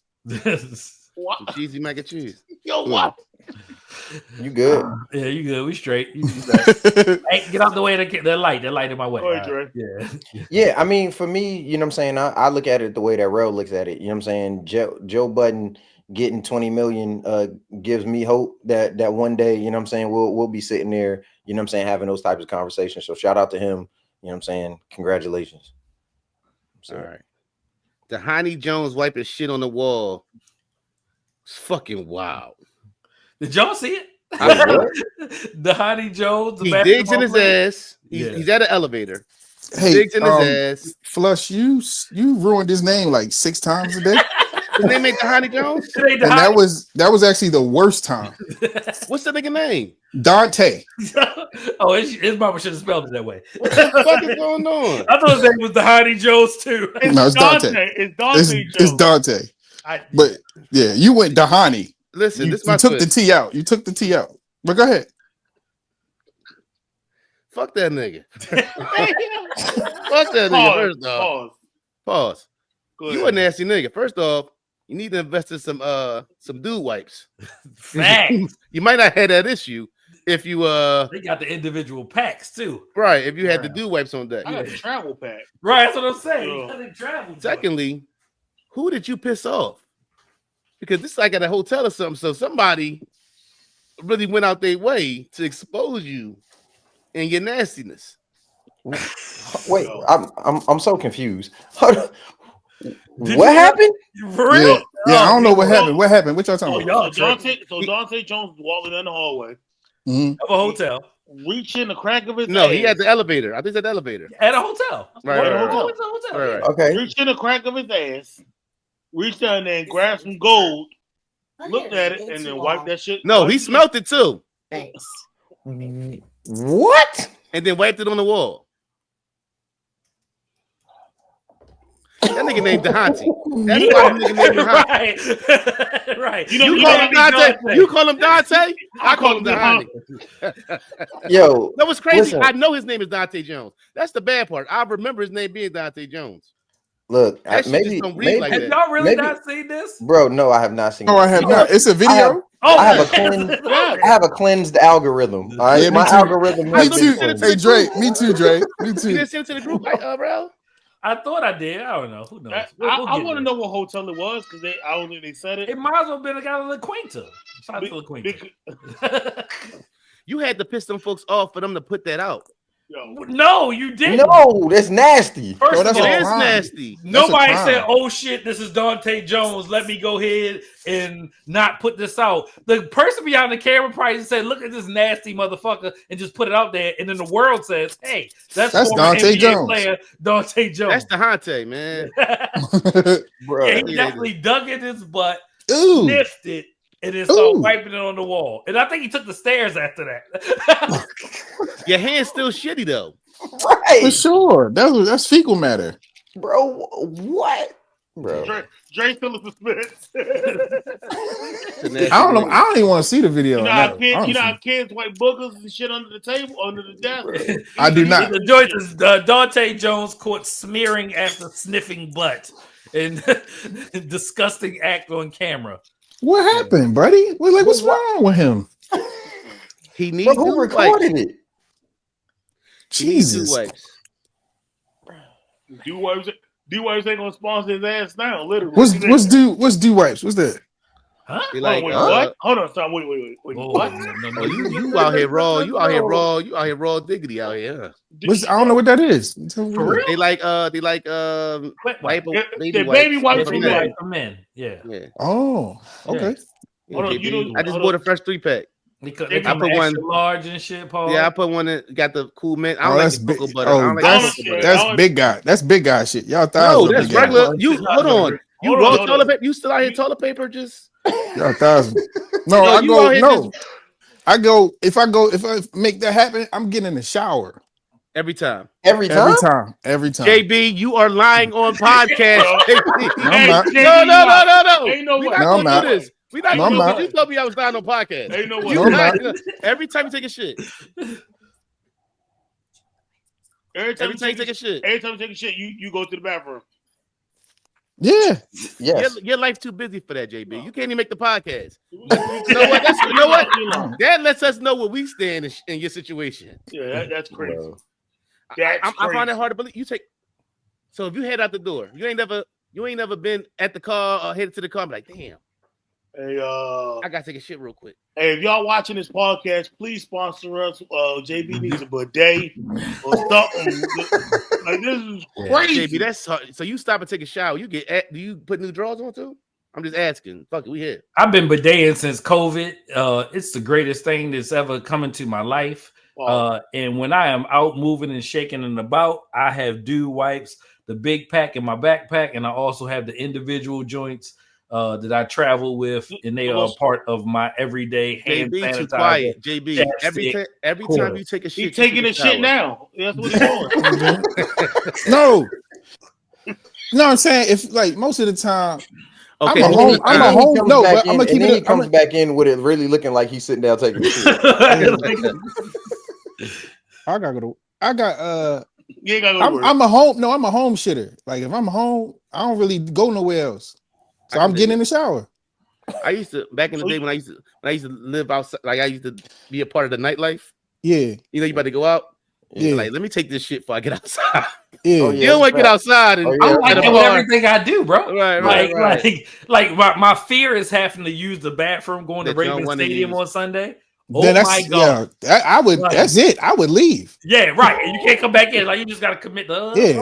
Fuck it. I guess I'm gonna watch it or hear it on the radio. Yeah, we could be in the middle. We could be in the middle of the fucking playoff game. I'm out of there. Let me knock on this wood. I have not had that experience, and I make sure, bro. Yeah, I keep. Yeah, I'm a home. I go home though. I don't really. You know what I'm saying? I can dig it for the most part. I mean, I work at a hospital, so it's some bathrooms that's. Yeah, I'm not believing JB. You a big see that's big nigga shit. I'm not a big your thighs rub together. Hold on. Hey JB.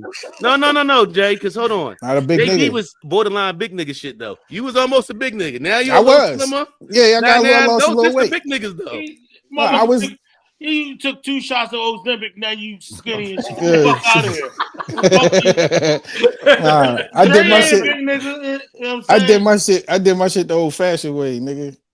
Oh, you took one of those tummy teas. What's wrong with you? Yo, what is wrong with you? Dude? Yo, all right. So Pete, right? I was shopping. I'm about to go on a little trip. Me and the wife going on a little trip. So she sent me some paper plane stuff. So I ended up buying some paper plane stuff, whatever. And I noticed, you know, when you buy something, then all of a sudden you start getting all this stuff on Facebook and stuff of the product that you just bought. Yeah. Paper planes have named their tank tops "Wife Lovers." Yeah, I like it. Still, wife beaters was always a weird thing to say, like in mixed company. like, yo, can you give me that wife beat over there? Yo, pass me my I'm about to go get me one of them now.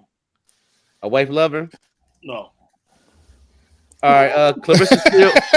Yo, just please go. Keep going. Clarissa Shields dominates last night. How she look? I didn't see the fight. I came in at the end. I went to sleep on the ring walk.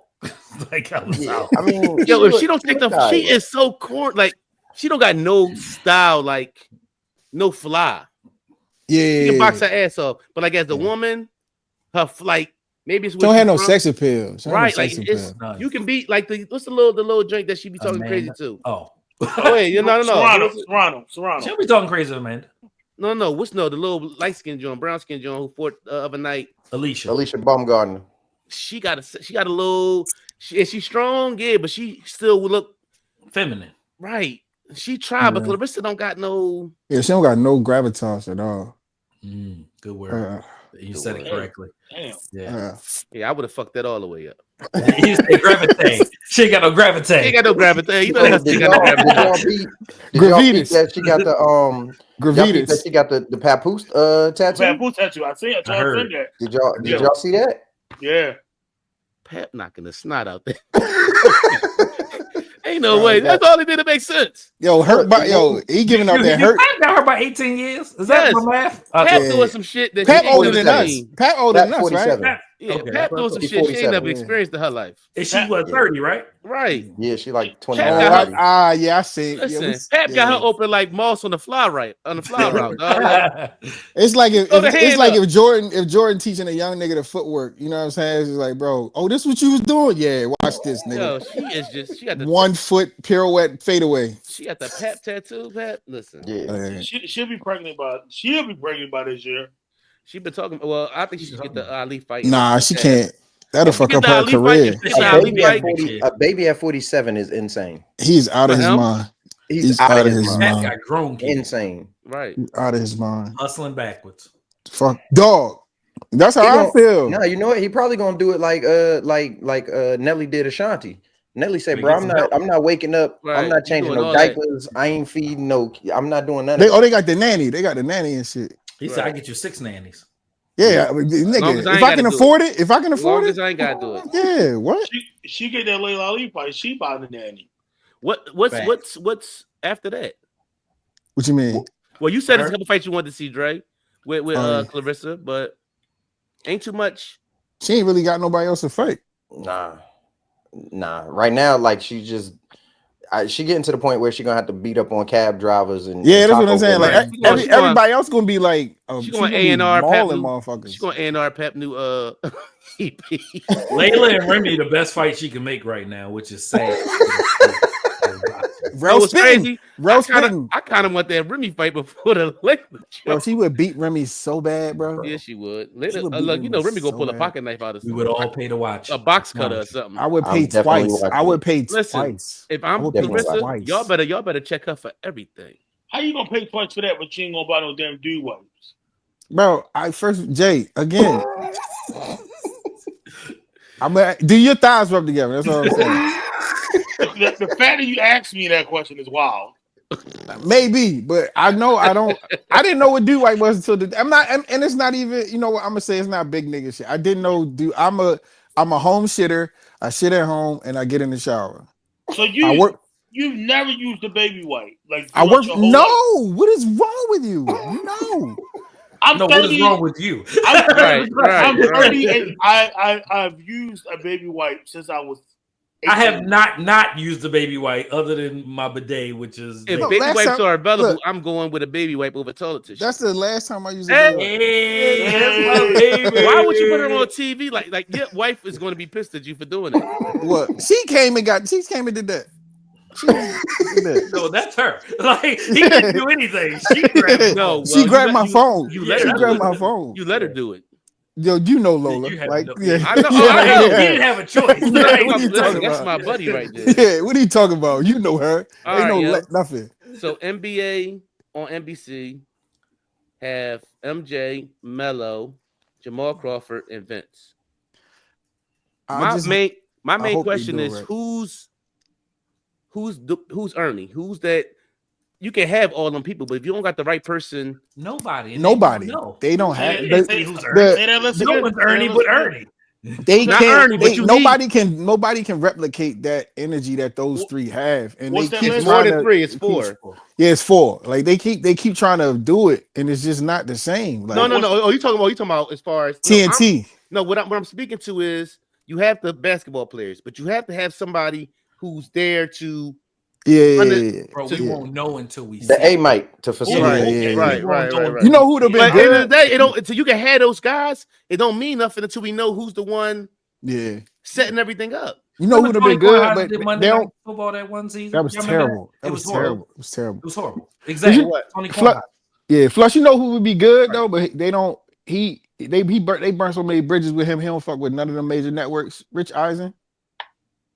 Rich Eisen will be perfect. Rich Eisen going back to ESPN. What y'all talking about? No, Rich Eisen on NFL. He going back to ESPN. He going back to ESPN. What are y'all talking about? Since when? Are you kidding me? Are you having a J moment? No. This must be new. You would have. You got. He's on NFL Network. Why would he leave NFL Network? He owns the NFL Network. Like he's one of the founding members.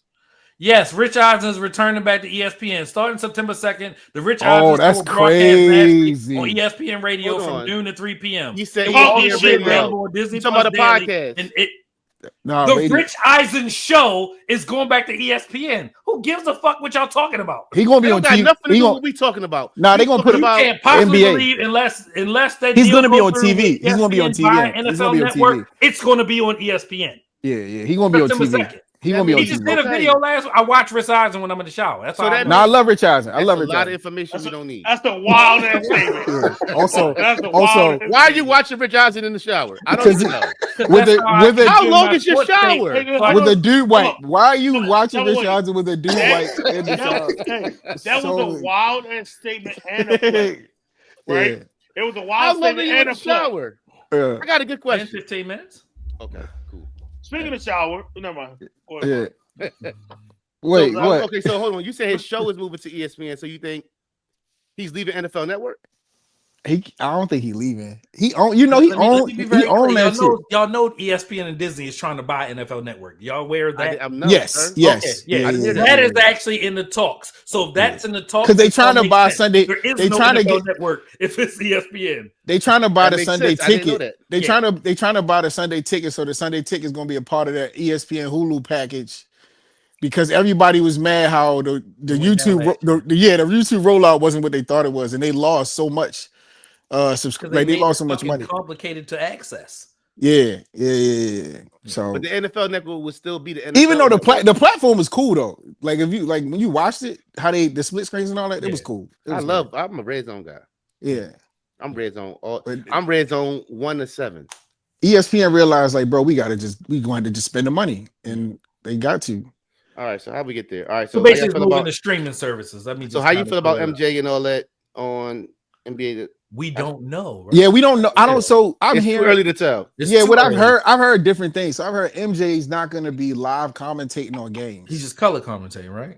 He's not color commentating on live games. He's going to basically a studio guy, right? This is studio people. He's not going to be a studio guy. You just think of it like this. I'm Michael Jordan. You're going to try to make me come to work? I don't know why. Listen, honestly, I'm not looking forward to him. No, me neither. Give me Melo Crawford. I don't even. That's all right. I think MJ gonna do like little like spots during the week, but not doing he's not gonna be there. He's not gonna. I can't. That's what I said. It says while the exact details of his role are still emerging, it's expected he will be involved in pregame and halftime shows through tape segments. He might do some shit like Peyton Manning, John Gruden, like John Gruden does, where you know what I'm saying he sits down. I think it's gonna be something like that. Yeah, something like that. You gotta put the fucking cigars and bottles down first. He's not doing that for nobody. He does not. He's not. He's not doing that for nobody. That's for sure. I still want to talk Jordan. about. Okay, there we go. I think that we want it to be what we're used to, and I think exactly. Much question your question came from, and you asked me what I think it's going to be like before we even see it. We don't know if those people are going to gel. We don't know if people are going to gravitate to see what Michael Jordan got to say. We don't know if he's going to get up there and say Abba Zabba Uba Duba, right? We don't fucking know, right? And it's been a long time since it's been on NBC, and I'll tell you what everybody's looking forward to: the music. Yeah, that's what everybody's looking forward to. The rest of the shit no more. Is a complete unknown. They sold that shit. And I don't think Melo is that compelling, and neither do I think Jamal Crawford is, and I'm not that big of a fan of Vince. I don't think it's going to be good at all. I like Vince. I will say this: Vince called a lot of the. As long as they D Wade, fuck. Jeez. Vince was calling a lot of live games that I used to watch on the ticket with fucking one of the teams like Toronto or Atlanta. He does good calling games. I will say that live games. But this ain't that. This is the he gonna be. Game. They just need to spend the money, and because they know like spend the money, get Charles, get Ernie. None of these guys' personality jump out at you as like so. They're going to say like. But Charles told them he didn't want to move none of his people. Like he told them, if y'all want us, we not moving. All these people who I love that worked for him the last however many years he been in TNT. Oh, you're right. ESPN had already absorbed that. It's fucking Disney. And they just did great this weekend. I've been feeling like that Chuck. He out of touch. That's how I feel about Chuck. Oh, Chuck ain't out of touch. Chuck not. He might game. Is he entertaining? That's all that matters. That's all that matters, and that's all he's there. Yeah, that's his job. That's what he's there for. True. Yeah. All right. Do you leave voice messages? I won't leave a voice message. I might text you after, like, yo. No, the only person I text after I call him is my wife. So we have evidence that I called you. You call her like, yo, I just called you. That's wild. That's wild. Yeah, real shit. I'm probably going to edit that out. What? I don't leave voice messages. Girl, fucking paying nuts. I called you. The end. Yeah. No. Yeah. What you talking about? You leave voice messages after you call. Messages after you call for confirmation that you call. Are you a cop? No, so you can't say I didn't call. No, because you'll be like, oh, I didn't see. That's not my fault. Yeah, there's a call log. There's a call log. Thank you. Let me see your phone so we can hit missed calls. Boom, it's right there. Why are we having that conversation? I fucking called you. Voice messages. Don't ask me if I really called you when I don't have that time. We all grew up in the hood. Y'all voice messages seem like I didn't say a voice message. What is it? Huh? No, I don't leave a voice message. No. Not only do I not leave voice messages, I kind of get annoyed when people leave me voice messages. Like, hell yeah. I done had the same phone number for like 20 years, and my voice message still ain't set up. Still ain't set up. That's criminal, Dre. Hold on. Oh, you talking about voicemail? No, he's talking about voice messages like in the text. That's what you saying, Flush? No, like you leave voicemails? Flush, you're leaving voicemails, Flush? No. I thought you was leaving like a recorded voice joint in the text. You're leaving voicemail messages to your wife? No, I'll text her like, yo, I just called you. That's not what you said. That is what I said. If I call, no, because listen, sometimes they'll be like, oh, no, it might say that. Like, look. Look. Like, let's say, continue on so I get a good sound bite. We here now. Listen. So let's say I get off work. Right. You ain't called me when you got off work. Yeah. They'll be like, so if I call you and you don't answer, this is gonna be clipped up. This is crazy. So if I call you, you don't answer, I'll be like, I just called you. Like, right. You can't say I ain't called you. That's all. Oh, so you send a text after the call? Right. He does the double confirmation of the communication. Not every time. It Girls are fucking nuts. Yeah, I'm not doing that. Fuck out of here. I'm not double confirming you. I text you. I called you. I sent you a voicemail. This is what I do. Do you want to hold on? This is what I do. This is what I do. Hold on. This is what I do. Yes. Hold on. Let's go ahead. It's me. What that mean? Mr. I've arrived at my location. No one has my location. No, you don't text and say, "Oh, I'm here." Oh, you haven't done that. To who? Oh, all right. What's going on? What's going on? What you talking about? Some inside. Have you did that or no? Yeah, I've done that before. So what's the difference? When I grew a fucking pair of nuts and now I don't. When was that? How long? Oh, wait a second. Sir. You can't post. Remember, you can't grow the nuts after. Whoa. I can't. I'm grinding him up right now. Right. He did it yesterday. He did it yesterday. I didn't do it yesterday. You might as well. No. When last time you did it? No, don't worry about it. I'll call and ask her. That's fine. I'll ask the man of the house. Oh, okay. In the last, that's my blood cousin. I don't let him fight by himself. But y'all gotta do the one-on-one. Yo, listen, right? Y'all gotta do the fair one. He act like he's not talking to me. Y'all gotta do the fair one. So I'm gonna let you. It's cool. That's fine, bro. See, JB, I'm grown, JB. You're right. No, he not. He about to I'm not trying to hit none of that shit. No, I don't trust you. No, I don't got a set. She got the set upstairs. Oh, shit. I'm gonna ask her, can I have it back? Okay. She's copacetic. God bless. God bless. Hey, I'm just here so I won't get fined. Yeah. Hey Jay, is your shirt sleeveless? Yes, sir. Yes, you got the Macho Man Randy Savage 1984. Oh, shit. Ooh, yeah. I was wondering why you was like leaning into the Hulk Hogan He shit. wanted us to see the shit. And then you got a racist white man t-shirt on. He got an I am a real American. Okay. Oh shit. Great question, Jay. Why do females shower so hot? So we all, you know, y'all got y'all wives. We all been with multiple women. Y'all ever jumped in the shower and almost burnt your nuts off? I'm married, Well, dog. first of all, I don't get in the shower with myself. Yeah. Yo, that's gonna be a crazy soundbite too. I'm married, dog. I don't shower with my wife. Yeah, first of all, Jay. Yo. First of all, so when you get in the shower, hold on? No, Is it real though? Is it real? Am I tripping? So you still get in the shower with your joint? So when you get in the shower, that's that young love shit. That's that fresh. I just met you. Let me get in here with you. My shower's built for 2, so God bless. 8. I'm still like getting my shower's built for 8. So flush. Yeah. So flush. So you. It is though. It is. When you shower with your lady, right? You send a text message before you go in, like, hey, now, you want to try to grind me up? You want to grind me up? You try to grind me up real quick? Jay with the grenade. You got the grenade. Go through that bitch back on the wall. He gonna get you flushed tonight, yo. I love it. What episode is this? 190. 190. This was Jay threw the grenade back over the wall. Yo. Right. Well, yo, this will be oh man, that should be so hot, yo. That's what I'm telling you. Exactly. Why would I? And you're cold in the back. Why would you get in the shower with her? I got a question. You need the hot ass water, or you cold in the back of the shower? I'm not saying Jay. It may not even be in the shower. You go shower after her and just turn the water on and jump in that motherfucker. Like I almost came out looking like Prince this week. Y'all want quick question. Quick question, Jay. Before I jump in that motherfucker, regardless of what's going on. Quick question, Jay. You led with this saying that your nuts is on fire. How are you getting in the shower, sir? You gotta step in the shower. Yeah, but how are your nuts getting hit first? That's Oh, y'all trying to take it to the next level.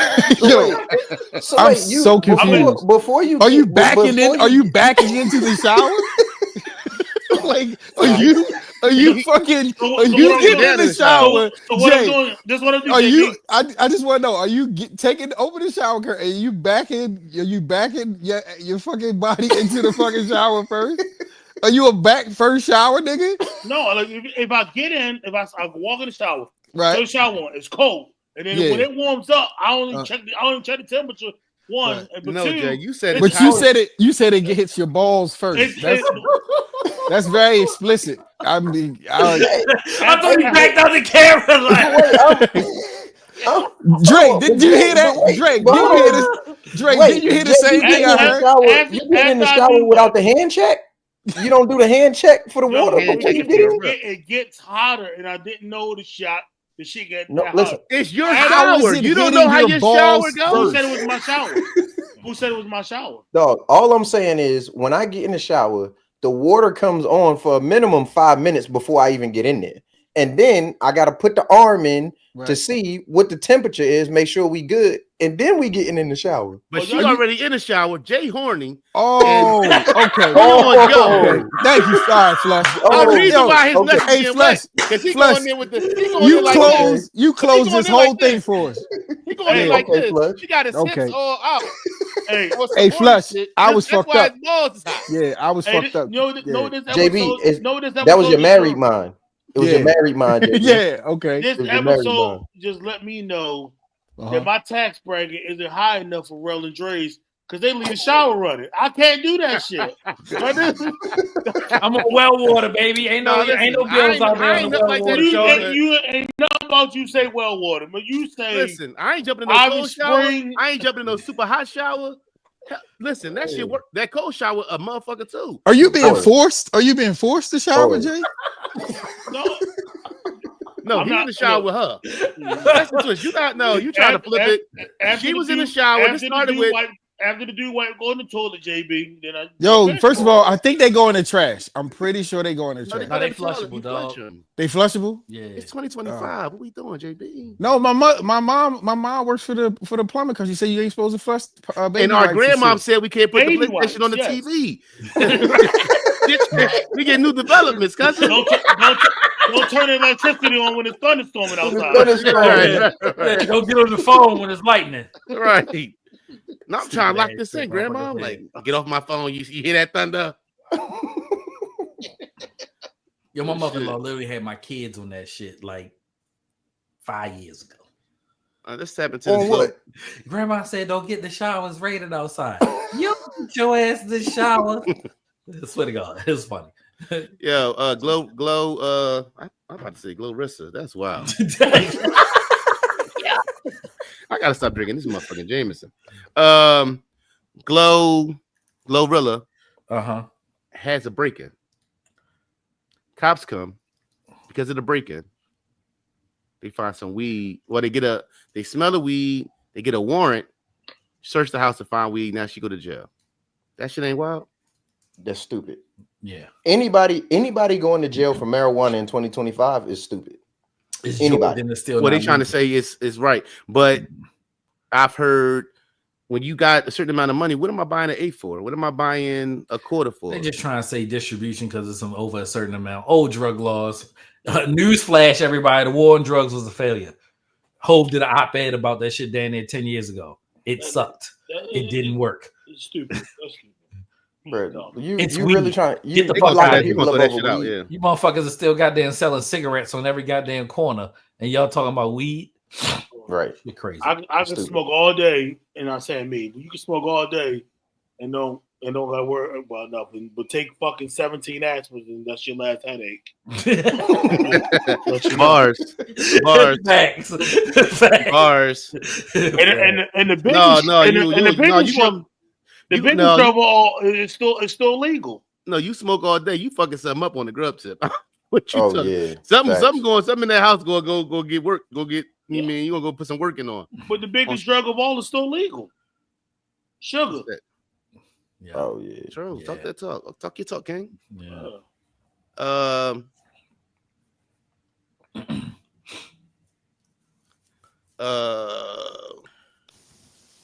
One celebrity you'll add to our podcast. For me, it's She Glooch. I just think She Glooch is hilarious. I just would love She Glooch on the Brothas Talkin Sht podcast. One celebrity? Yeah. It's a good question. I don't know. Give me Wallow. Give me Bleak. Bleak? Yeah. That was my second choice. I ain't mad at that. Blizzle.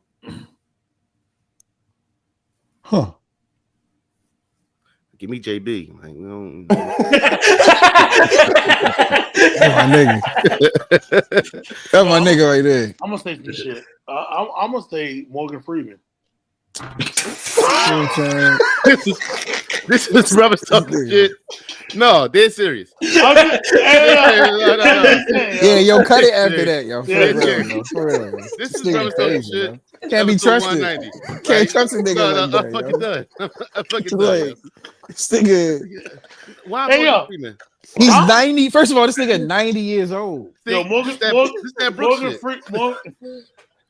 Wasn't he Brooks in fucking Shawshank Redemption? Oh no, Brooks is nigga that hung himself. No, yeah, Brooks is a white dude. Brooks is nigga that hung himself. Yeah, it was my alchemy or whatever. No, nigga, no, don't try to joke your way out of this. No, stand on business. I'm standing over with Joe Budden. Let's go. No, stand on business. You said Morgan Freeman. Yeah, See, I told you to be on bullshit. Why Morgan Freeman, Jay? I don't know. It's just, Regina Hall. I ain't mad at that.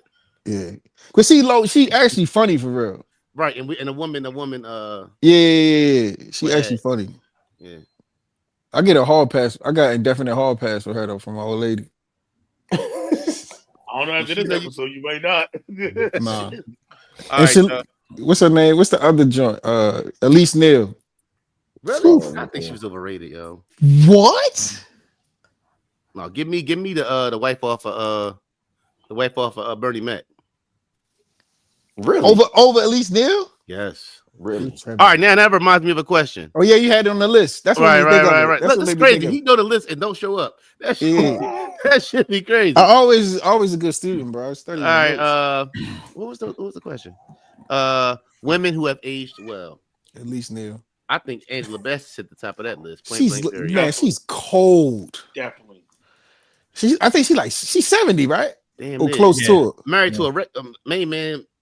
Shout out to her husband. Shout out to Courtney Vance. Yeah. He was Johnny. He killed that Johnny Cochran in that OG. Yeah. He snapped in that shit. Yeah. That's my homeboy. Lynn Whitfield is really? where I'm going.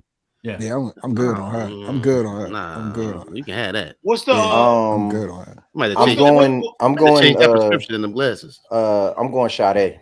She hasn't aged at all. That doesn't count. Seen her. She hasn't aged at all. She's cold. I'm gonna shake y'all up when I wait till I got one. What's this? Pause.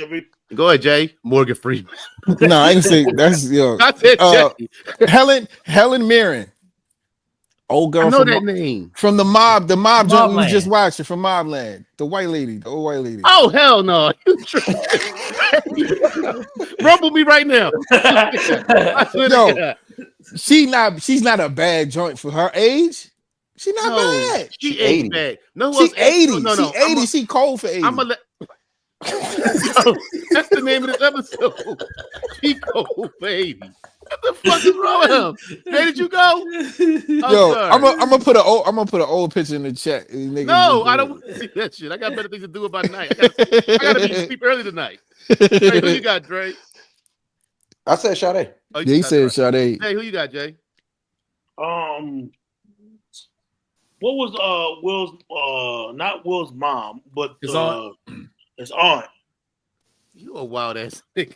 I know what you're talking about. You know she been Jennifer.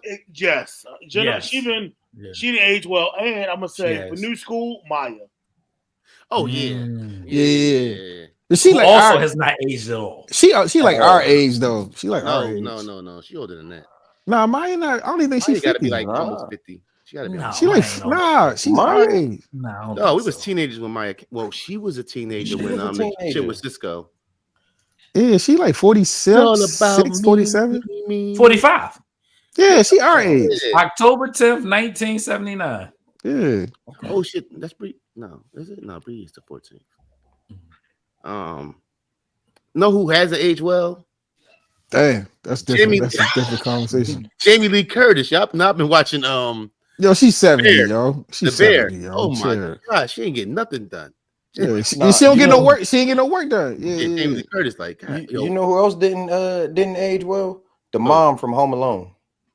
Yeah, I seen her in a commercial. I said, "Oh my she god, look crazy. is she okay?" She look crazy. She look crazy. Them lip wrinkles. The filler, yeah. Well, you know they go. That's why I say the Helen Mirren joint. She look good for. No, stop. Look at the pic. No. Right. This is Brothas Talkin Sht episode 190. Susan Sarandon. Susan Sarandon still look good. Oh no, I ain't met. What's my other Joan? Devil Wears Prada. What's her name? Oh yeah, Meryl Streep. Yeah, she cold. Meryl Streep was still cold. I ain't mad at you. I ain't mad at Meryl Streep. Celeste Theron. That's her name. Charlize. No, we're not gonna skip what we call her Celeste. Yeah. Just put a picture up, Flush. Just put a picture up. Just use pictures. Use pictures, bro. I ain't French nigga. I got time for that shit. I from North. Yeah. She's South African. She's actually South African. Oh, we done. He's African. Yeah. Blonde hair, blue eyes. She's African. She's from Africa. Same as like Scarlett Johansson. You know that's racist as shit, right? You know they got black people in France. You know that, right? Hey, yo, so why you? You say blonde hair, blue eyes? Don't be the guy who think everybody in Africa is black and look like you. Hey, Flush, you do know Elon Musk is African, right? I don't give a fuck about that. True story, Flush. Charlize Theron, our age. I was in Africa. Is she? I was in France. she 49. Jay, you was in Africa, you was in France. I was in France. How do you confuse Africa with France? I don't, because he said African. He was talking about that didn't answer his question. He said, "How do you get confused Thank you, with JB. African friends. You said the white Africans that he didn't know.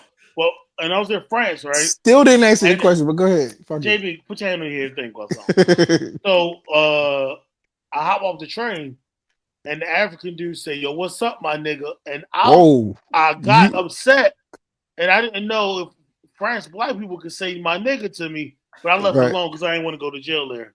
What did you think? Oh, he was a white boy? No. First of all, the sequence of how you said those words was crazy. You hopped off a train and the nigga was like, "What's up, my nigga?" That sounds crazy. You ain't hopped in about. First of all, I hop every morning when I go to the gym. What you mean? Hop my ass out of bed. Nigga, I'm 43, nigga. I ain't hopped out of bed in a lot. You need to go get some. You do box jumps, Jay? No, hell no. I had surgery on my knee. Hey, real question. Hey, when the last time y'all ran full speed? Just yesterday, unfortunately. You was chasing love? Trying to lose weight, man. I've been playing basketball. I've been like nutso over the fucking park. Ever since Lil Mike didn't breathe. Nah, it wasn't even that. I showed him on my watch too. I said, "Oh, this motherfucker hooping." No, I wasn't that. No, so true story. Me and my brother, we play basketball. You felt the way about that though. Oh no, for sure. We playing basketball for my birthday recently, right? I didn't score, and I was like, bro, I never in my life didn't fucking get a bucket, and ever since then, I told this nigga, I'm gonna get his ass. I'm getting my get back, so I've been fucking. Yeah, and I didn't score, Flush. So I've been out this bitch hooping every day by myself like nutso until.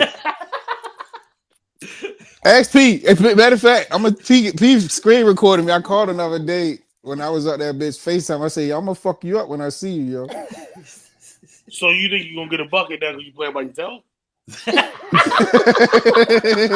Like, I was confused. Like, what you doing? I'll get a bucket on you because hey, y'all remember? Hey, Flush. Remember Jay told us he was 6'1"? I remember. And then we seen him and he was 5'7". He could have heart height.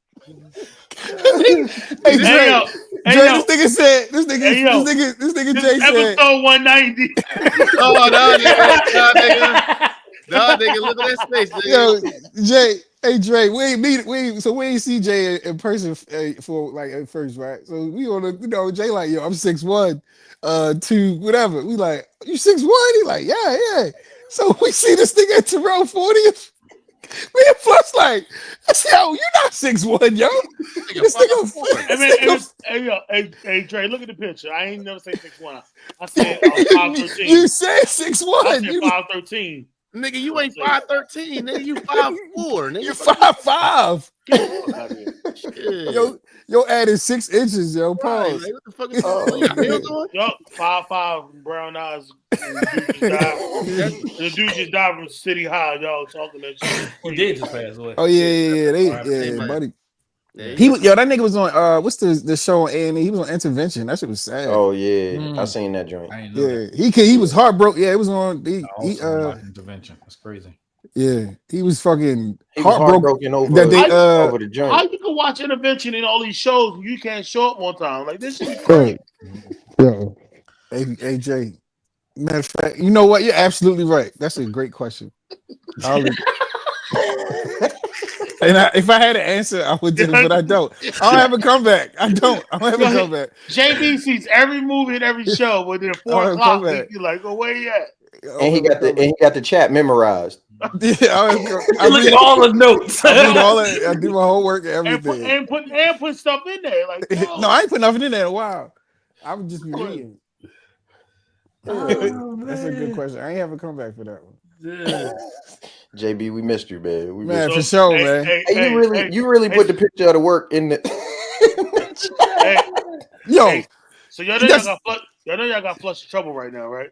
He didn't want to send a message, so he just ran off screen. Yeah, right. He just dipped. Like, how you the A mic and just leave? Like, excuse me, dog. Like, just go. Yo, I gotta say, Pac-Man Jones got his ass whipped in the ring. Did y'all see that? No. Nigga, I will say this: how old that shit is. First off, don't be talking shit to me. Nigga, it's the TV came on. Nigga, I'm trying to make sure we got a good product.